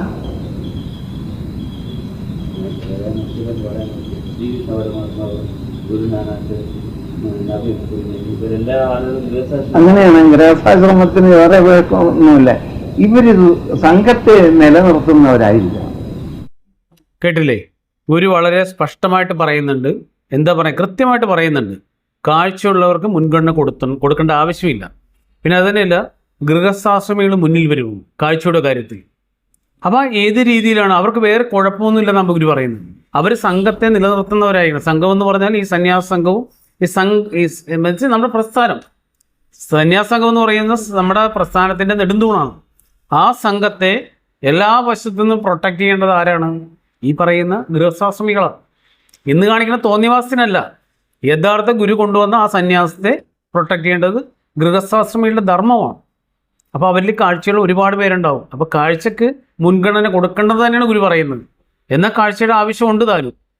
അപ്പോൾ ഈ ഗുരുവാണികളെ കേട്ടിട്ട് നമ്മുടെ ശ്രീകുട്ടിയും ശ്രീമോനും അല്ലെങ്കിൽ ശ്രീമതി ആൻറ്റിയും പറഞ്ഞ കാര്യങ്ങൾ കൂടി ഒന്ന് നമ്മൾ എടുത്തിട്ട് അടുത്ത ഗുരുവാണി കേൾക്കാം. എന്നിട്ട് അതിനെക്കുറിച്ചൊന്ന് സംസാരിക്കാം. തന്നെ ഗുരു ഈ ഭാവി കാര്യങ്ങളെക്കുറിച്ച് ഗുരു സംസാരിക്കുമ്പോൾ തന്നെ വളരെ സൂക്ഷ്മമായിട്ടാണ് സംസാരിക്കുന്നത്. കാര്യം ഈ നമ്മൾ ഈ അന്തരീക്ഷത്തിലേക്ക് എന്ത് കാര്യം പകർന്നാലും അതിനെ പ്രതിപ്രവർത്തിപ്പിക്കാൻ അല്ലെങ്കിൽ അതിനെ തടുക്കാനുള്ള നെഗറ്റീവ് ശക്തികളുടെ പ്രവർത്തനം അപ്പം തന്നെ തുടങ്ങുന്നതാണ്. ഒരു കമ്പ്യൂട്ടർ പ്രോഗ്രാം പോലെ തന്നെയാണ്, ഈ വൈറസ് പ്രോഗ്രാം പോലെ തന്നെയാണ്. അപ്പോൾ ഓരോ ഗുരുക്കന്മാർക്കും വ്യക്തമായിട്ടറിയാം ഇത് അപ്പോൾ ആ നിമിഷങ്ങളിൽ മാത്രമേ പ്രവർത്തിക്കാവൂ. ആ നിമിഷം കഴിഞ്ഞാൽ മനസ്സിൻ്റെ തലത്തിൽ ഇത് എത്തിക്കഴിഞ്ഞാൽ ഇതിനെ പ്രതിപ്രവർത്തിപ്പിക്കാനുള്ള സങ്കല്പങ്ങളും പ്രോഗ്രാമുകളും ഈ സൂക്ഷ്മ പൈശാചിക മണ്ഡലങ്ങളിൽ നിന്ന് ഉരുത്തിരിഞ്ഞ് വരുന്നതാണ്. അതുകൊണ്ട് തന്നെ എപ്പോഴും ഗുരു ഉണ്ടായിരിക്കണം, അല്ലെങ്കിൽ ഗുരുവിൻ്റെ വാക്കുകളിലൂടെ എപ്പോഴും ഇതിനെ മാറ്റിക്കൊണ്ടിരിക്കണം എന്നുള്ളത് ഈ ആധ്യാത്മിക രംഗത്തുള്ള ഒരു അലിഖിത നിയമമാണ്. അപ്പോൾ ഇതിനെ വിസ്മരിച്ചുകൊണ്ട് പണ്ട് അപ്പോൾ ഗുരു ഇങ്ങനെ സംസാരിച്ചില്ലേ അല്ലെങ്കിൽ ബൈലോയെ കുറിച്ചൊക്കെ ഇങ്ങനെ പറഞ്ഞില്ലേ എന്ന് ചിലർ ചോദിക്കുമ്പോൾ ഞാൻ നോക്കുമ്പോൾ ഞാൻ ആ ഓഡിയോ ക്ലിപ്പൊക്കെ വളരെയധികം സസൂക്ഷ്മം ഇങ്ങനെ ശ്രദ്ധിച്ചു. കാര്യം ഗുരു ആരടുത്താണ് ഇത് സംസാരിക്കുന്നത്, കാര്യം എത്രമാത്രം വികസിച്ച ശിഷ്യന്മാരാണ് അന്ന് ഉണ്ടായിരുന്നത്, അല്ലെങ്കിൽ അവരോട് എന്തിനിത് സംസാരിക്കുന്നു, അല്ലെങ്കിൽ അങ്ങനെ ഞാൻ പല പ്രാവശ്യം ഇത് റീവൈൻഡ് ചെയ്ത് കേട്ടു. അപ്പം എനിക്ക് മനസ്സിലായി ഇത്തരം അതിനകത്തുണ്ടായിരുന്ന ആ ശിഷ്യന്മാരെ സംബന്ധിച്ച് അവർക്ക് ഇതിനെക്കുറിച്ച് അല്ലെങ്കിൽ ഈ ഒരു വിഷയം നടപ്പാക്കാനുള്ള ഒരു ഇൻസൈറ്റോ അല്ലെങ്കിൽ ഇതിന്റെ കാര്യങ്ങളെക്കുറിച്ച് ക്ലാരിറ്റി ഇതിൽ ശ്രീകുട്ടി പറഞ്ഞു വരുന്നതെന്ന് വെച്ചാൽ ഗുരുക്കന്മാരെ അപ്പം മാറ്റിക്കൊണ്ടിരിക്കും. ഗുരു അതിൽ വളരെ വ്യക്തമായിട്ട് പറയുന്നുണ്ട്, ഇതിന് അമെൻമെൻ്റ് ഇല്ല. ഇത് ഉണ്ടാക്കിയ ആൾ ഇതിന് സ്ഥായിയായ ഒരു ഭാവം കൊടുക്കുന്നു. കാരണം ഗുരുവിനറിയാം, ഗുരുക്കന്മാർക്ക് ശരിയാണ്, ഗുരുക്കന്മാർ ജനിക്കുമ്പോൾ തന്നെ അവരെ ഇത് ചെയ്യാൻ വേണ്ടിയുള്ള നെഗറ്റീവ് ശക്തികളും ജന്മം കൊള്ളും, അതുകൊണ്ട് അവരെ കൂടെ കൂടും. അതാണ് ശരിക്കും പറഞ്ഞാൽ അമൃതാജന്യ. അങ്ങനെ ഗുരുവിനെ നശിപ്പിക്കാൻ കൂടിയ ആ ഒരു ദുഷ്ടജന്മമായിട്ടാണ് നമുക്ക് പിൽക്കാലത്ത് ഈ പറയുന്ന വ്യക്തിയെ മനസ്സിലാക്കാൻ സാധിച്ചത്. അത്രക്ക് ക്രിമിനൽ ബുദ്ധിയും ക്രിമിനൽ പശ്ചാത്തലവുമാണ് അവർ ചെയ്തു കൂട്ടിയിരിക്കുന്ന കർമ്മ പദ്ധതികളെല്ലാം. അത് പരമ്പരയും ലോകവും മനസ്സിലാക്കാൻ പോകുന്നേ ഉള്ളൂ. അത് പറഞ്ഞു തന്നെന്ന് പറഞ്ഞാൽ ആ ഗുരുവാണിയിൽ അത് കൂടാതെ എന്ന് പറഞ്ഞാൽ ഈ ഗുരുവാണി ഇനി നമ്മൾ ഇടാൻ ഞാൻ അതിൽ ആ ഗുരുവാണിയിൽ സംസാരിക്കുമ്പോൾ ഇവർ പറയുന്ന ഇപ്പോഴത്തെ ഇവരുടെ ഗുരുവെന്ന് അവർ അവതരിപ്പിക്കുന്ന ശിഷ്യപൂജ ശിഷ്യപരാജിത അവരതിലൊരു ചോദ്യം ചോദിക്കുന്നുണ്ട് ഗുരുവിനോട്.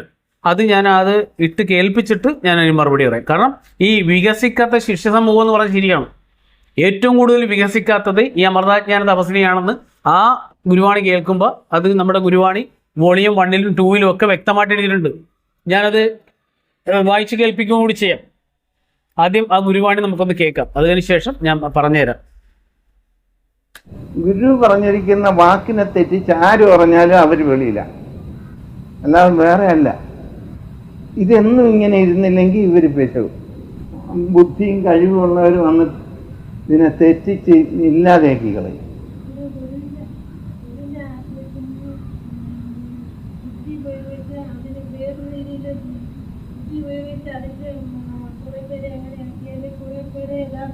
അങ്ങനെയൊന്നും വരില്ല, അതിനെല്ലാം ആർക്കും പ്രാതിനിധ്യമില്ല. ഒരു വർഷത്തേക്കേ ഉള്ളു, ഉടനെ മാറ്റം വരും.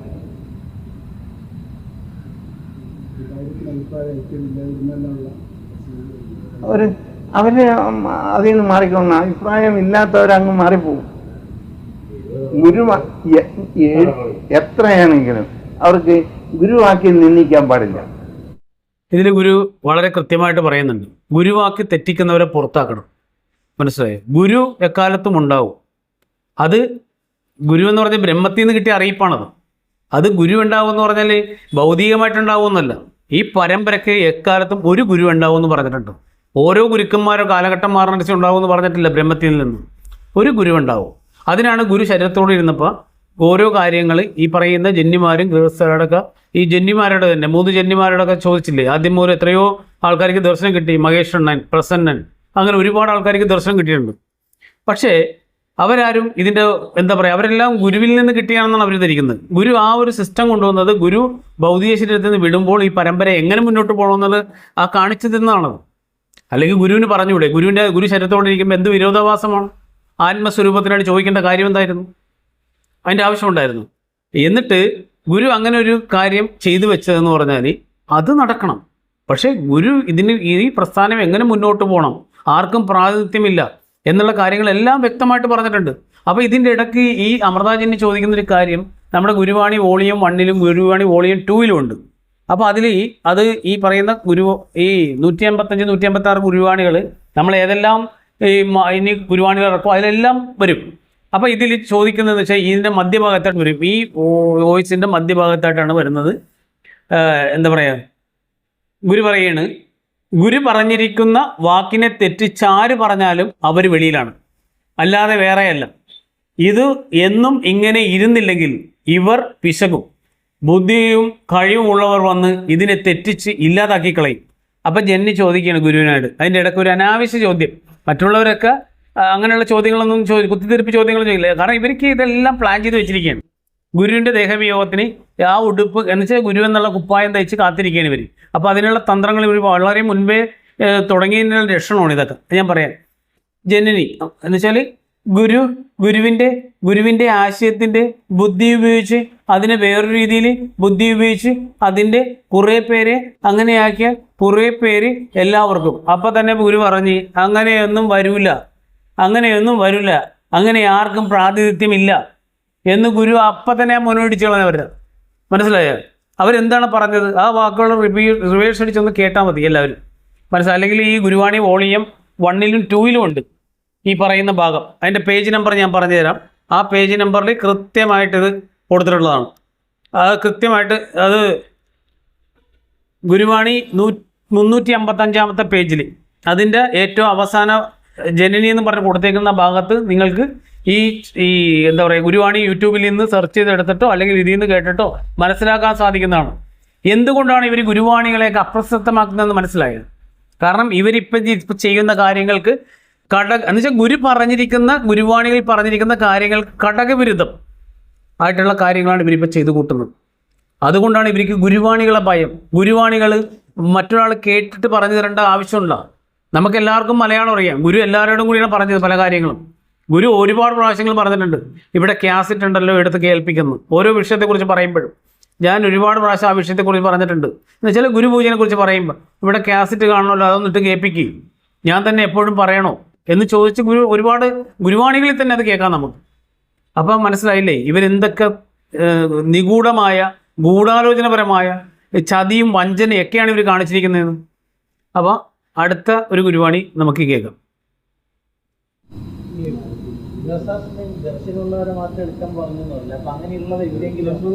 അല്ല,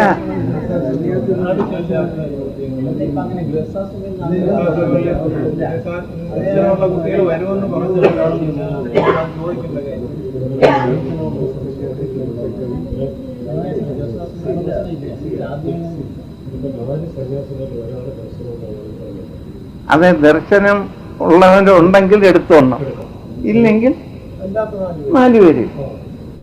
പറഞ്ഞിട്ടില്ലേ ദർശന വശത്തെക്കുറിച്ച് ഗുരു പറഞ്ഞിരിക്കുന്നത്? ദർശനം ഉള്ളവർ ഉണ്ടെങ്കിൽ എടുത്തോളണം, ഇല്ലെങ്കിൽ 4 പേര്. അത് ഗുരുവിൻ്റെ ശേഷമുള്ള കാര്യങ്ങളാണ് അന്ന് തന്നെ ഗുരു സെറ്റ് ചെയ്ത് വെച്ചത്. അല്ലാതെ ഗുരുവിന് ശേഷം ഒരു ശിഷ്യപരാജിത വന്നിട്ട് അവരതെല്ലാം വളച്ചൊടിച്ച് അതെല്ലാം തോന്നുന്ന പോലെയൊക്കെ ആക്കി എന്നിട്ട് അത് കൊണ്ടുവരാനല്ല. അപ്പോൾ ഗുരു ചെയ്യേണ്ട കാര്യങ്ങൾ കൃത്യമായിട്ട് ചെയ്തിരുന്നു. ഈ ശ്രീകുട്ടിയും ശ്രീമതി ചേച്ചിയും പറഞ്ഞത് ശരിയാണ്. അന്ന് വികസിക്കാത്ത ശിഷ്യ സമൂഹത്തിനെ മൊത്തം ഈ അതിഭയങ്കരമായിട്ട് വികസിച്ച ഈ അമൃതാജിനെ ഹൈജാക്ക് ചെയ്ത് വിഴുങ്ങി. അതാണ് സത്യം. ഗുരു ഇതെല്ലാം പരമ്പര എക്കാലത്തും ഇതേപോലെ കൽപ്പാന്ത കാലം വരെ എങ്ങനെ പോകണമെന്നുള്ള എല്ലാ കാര്യങ്ങളും എഴുതുകയും അത് തന്നെയല്ല പറഞ്ഞും ഒക്കെ കൊടുത്തിട്ടും ഇത്രയും രേഖയുണ്ടായിട്ടും ഇത്രയും വികലമാക്കാമെങ്കിൽ ഗുരു ഇത് പറഞ്ഞതില്ലായിരുന്നെങ്കിൽ ഇവരെന്താക്കുമായിരുന്നു? ചിന്തിച്ചിട്ടുണ്ടോ? അപ്പോൾ ഗുരു എന്നിട്ട് എന്താ ആദ്യകാലത്ത് ഈ പരമ്പരയ്ക്ക് ഒരു അപജയം സംഭവിച്ചപ്പോൾ ഗുരു പലരിലൂടെയും സത്യദർശനങ്ങൾ നൽകി. ആ സത്യദർശനങ്ങളെയാണ് വളച്ചൊടിച്ചിട്ട് യോഗഭ്രഷ്ടൻ്റെ ദർശനമെന്നും എന്താ പറയുക ഈ പ്രസ്ഥാനത്തെ മലിമസമാക്കുന്ന രീതിയിൽ എല്ലാ ഇല്ലീഗൽ ആക്ടിവിറ്റീസിൻ്റെയും ഉറവിടമാക്കുന്ന അല്ലെങ്കിൽ ഒരു കേന്ദ്ര ബിന്ദുവായി മാറ്റുന്ന രീതിയിലേക്ക് ഈ പ്രസ്ഥാനത്തെ ഈ അമൃതാജിൻ്റെയും ഗുരുദത്ത സ്വാമിയും കൊണ്ട് എത്തിച്ചത്. ഇപ്പോൾ മനസ്സിലായില്ലേ? നിങ്ങൾ ചിന്തിച്ചാൽ ഇനിയും ഒരുപാട് സത്യങ്ങൾ മനസ്സിലാക്കാം. വെറുതെ നമ്മൾ പറയുന്നതല്ല, ചിന്തിച്ച് ഇതിനു വേണ്ടി നമ്മൾ അന്വേഷണം നടത്തിക്കഴിഞ്ഞാൽ ഗുരു ഇതിൽ ഇടപെട്ടിരുന്നു. ഗുരു വ്യക്തമായിട്ട് ഇടപെട്ടിരുന്നു ഈ അപജയം തിരുത്താൻ വേണ്ടി. പക്ഷെ അത് മനസ്സിലാക്കാനുള്ള ബുദ്ധിയും വിവേകവും നമുക്കില്ലാതെ പോയി. അതാണ് ഹംസന് പറ്റിയ ആ ഒരു അബദ്ധം. ബ്രഹ്മത്തിൽ നിന്ന് കിട്ടിയ അറിയിപ്പ് ബ്രഹ്മത്തിൽ നിന്നാണ് മനസ്സിലാക്കാൻ ഹംസന് കഴിഞ്ഞില്ല. ഹംസന് നമ്മൾ പഠിച്ചിരിക്കുന്ന ഹംസനല്ല, ഹംസൻ ക്രൂരനായ ഹംസനല്ല, ബ്രഹ്മജ്ഞാനമുള്ള ഒരു ഹംസനുണ്ട്. ആ ഹംസനെ കുറിച്ച് ഗുരുവാണികൾ ഒട്ടനവധി പ്രാവശ്യം പറഞ്ഞിട്ടുള്ളതാണ്. അപ്പം ഞാൻ പറഞ്ഞു വന്നതെന്ന് വെച്ചാൽ നമ്മുടെ പരമ്പരയ്ക്കും ആദ്യം സംഭവിച്ചതെന്ന് പറഞ്ഞാൽ ഹംസന് പറ്റിയ അബദ്ധവും. മനസ്സിലായോ? തെറ്റായ ദർശനമാണെന്ന് പറഞ്ഞ് യോഗഭ്രഷ്ടന്മാരാണെന്ന് പറഞ്ഞ് ഒരുപാട് നാടകങ്ങൾ കളിച്ച് ഗുരുസ്ഥാനം മുന്നേ പ്ലാൻ ചെയ്ത് ഈ 25 വർഷം എത്തിയപ്പോഴാണ് 26ാമത്തെ വർഷമാണ് അവർ എന്താ പറയുക ഞാനാണ് ഗുരു എന്ന് പറയിപ്പിക്കുന്നത് പല പാണനെയും പാണത്തികളെയും കൊണ്ട്. അപ്പോൾ ഗുരു പ്രവർത്തിക്കാനുള്ളതെല്ലാം പ്രവർത്തിച്ചിട്ടുണ്ട്. ഗുരു വന്ന് ഇനി ഒന്നും ശരിയാക്കത്തില്ല. കാരണം ഗുരു ധാരാളം അറിവും എല്ലാം വന്ന് നമുക്ക് തന്നു കഴിഞ്ഞു. ഇനി വേണ്ടതെന്ന് പറഞ്ഞാൽ ഗുരുവിൻ്റെ യഥാർത്ഥ ശിഷ്യ സമൂഹം ഇത് തിരിച്ചറിഞ്ഞ് പ്രവർത്തിച്ച് അതിന് എങ്ങനെ ഗുരുവിൻ്റെ ആശയം ഇച്ഛയും ലോകത്ത് നടപ്പാക്കണമെന്ന് ചിന്തിച്ച് കർമ്മം ചെയ്ത് പ്രാർത്ഥിച്ച് പ്രവർത്തിക്കുകയാണ് വേണ്ടതെന്ന് പറഞ്ഞുകൊണ്ട് സദ്വേഷണം.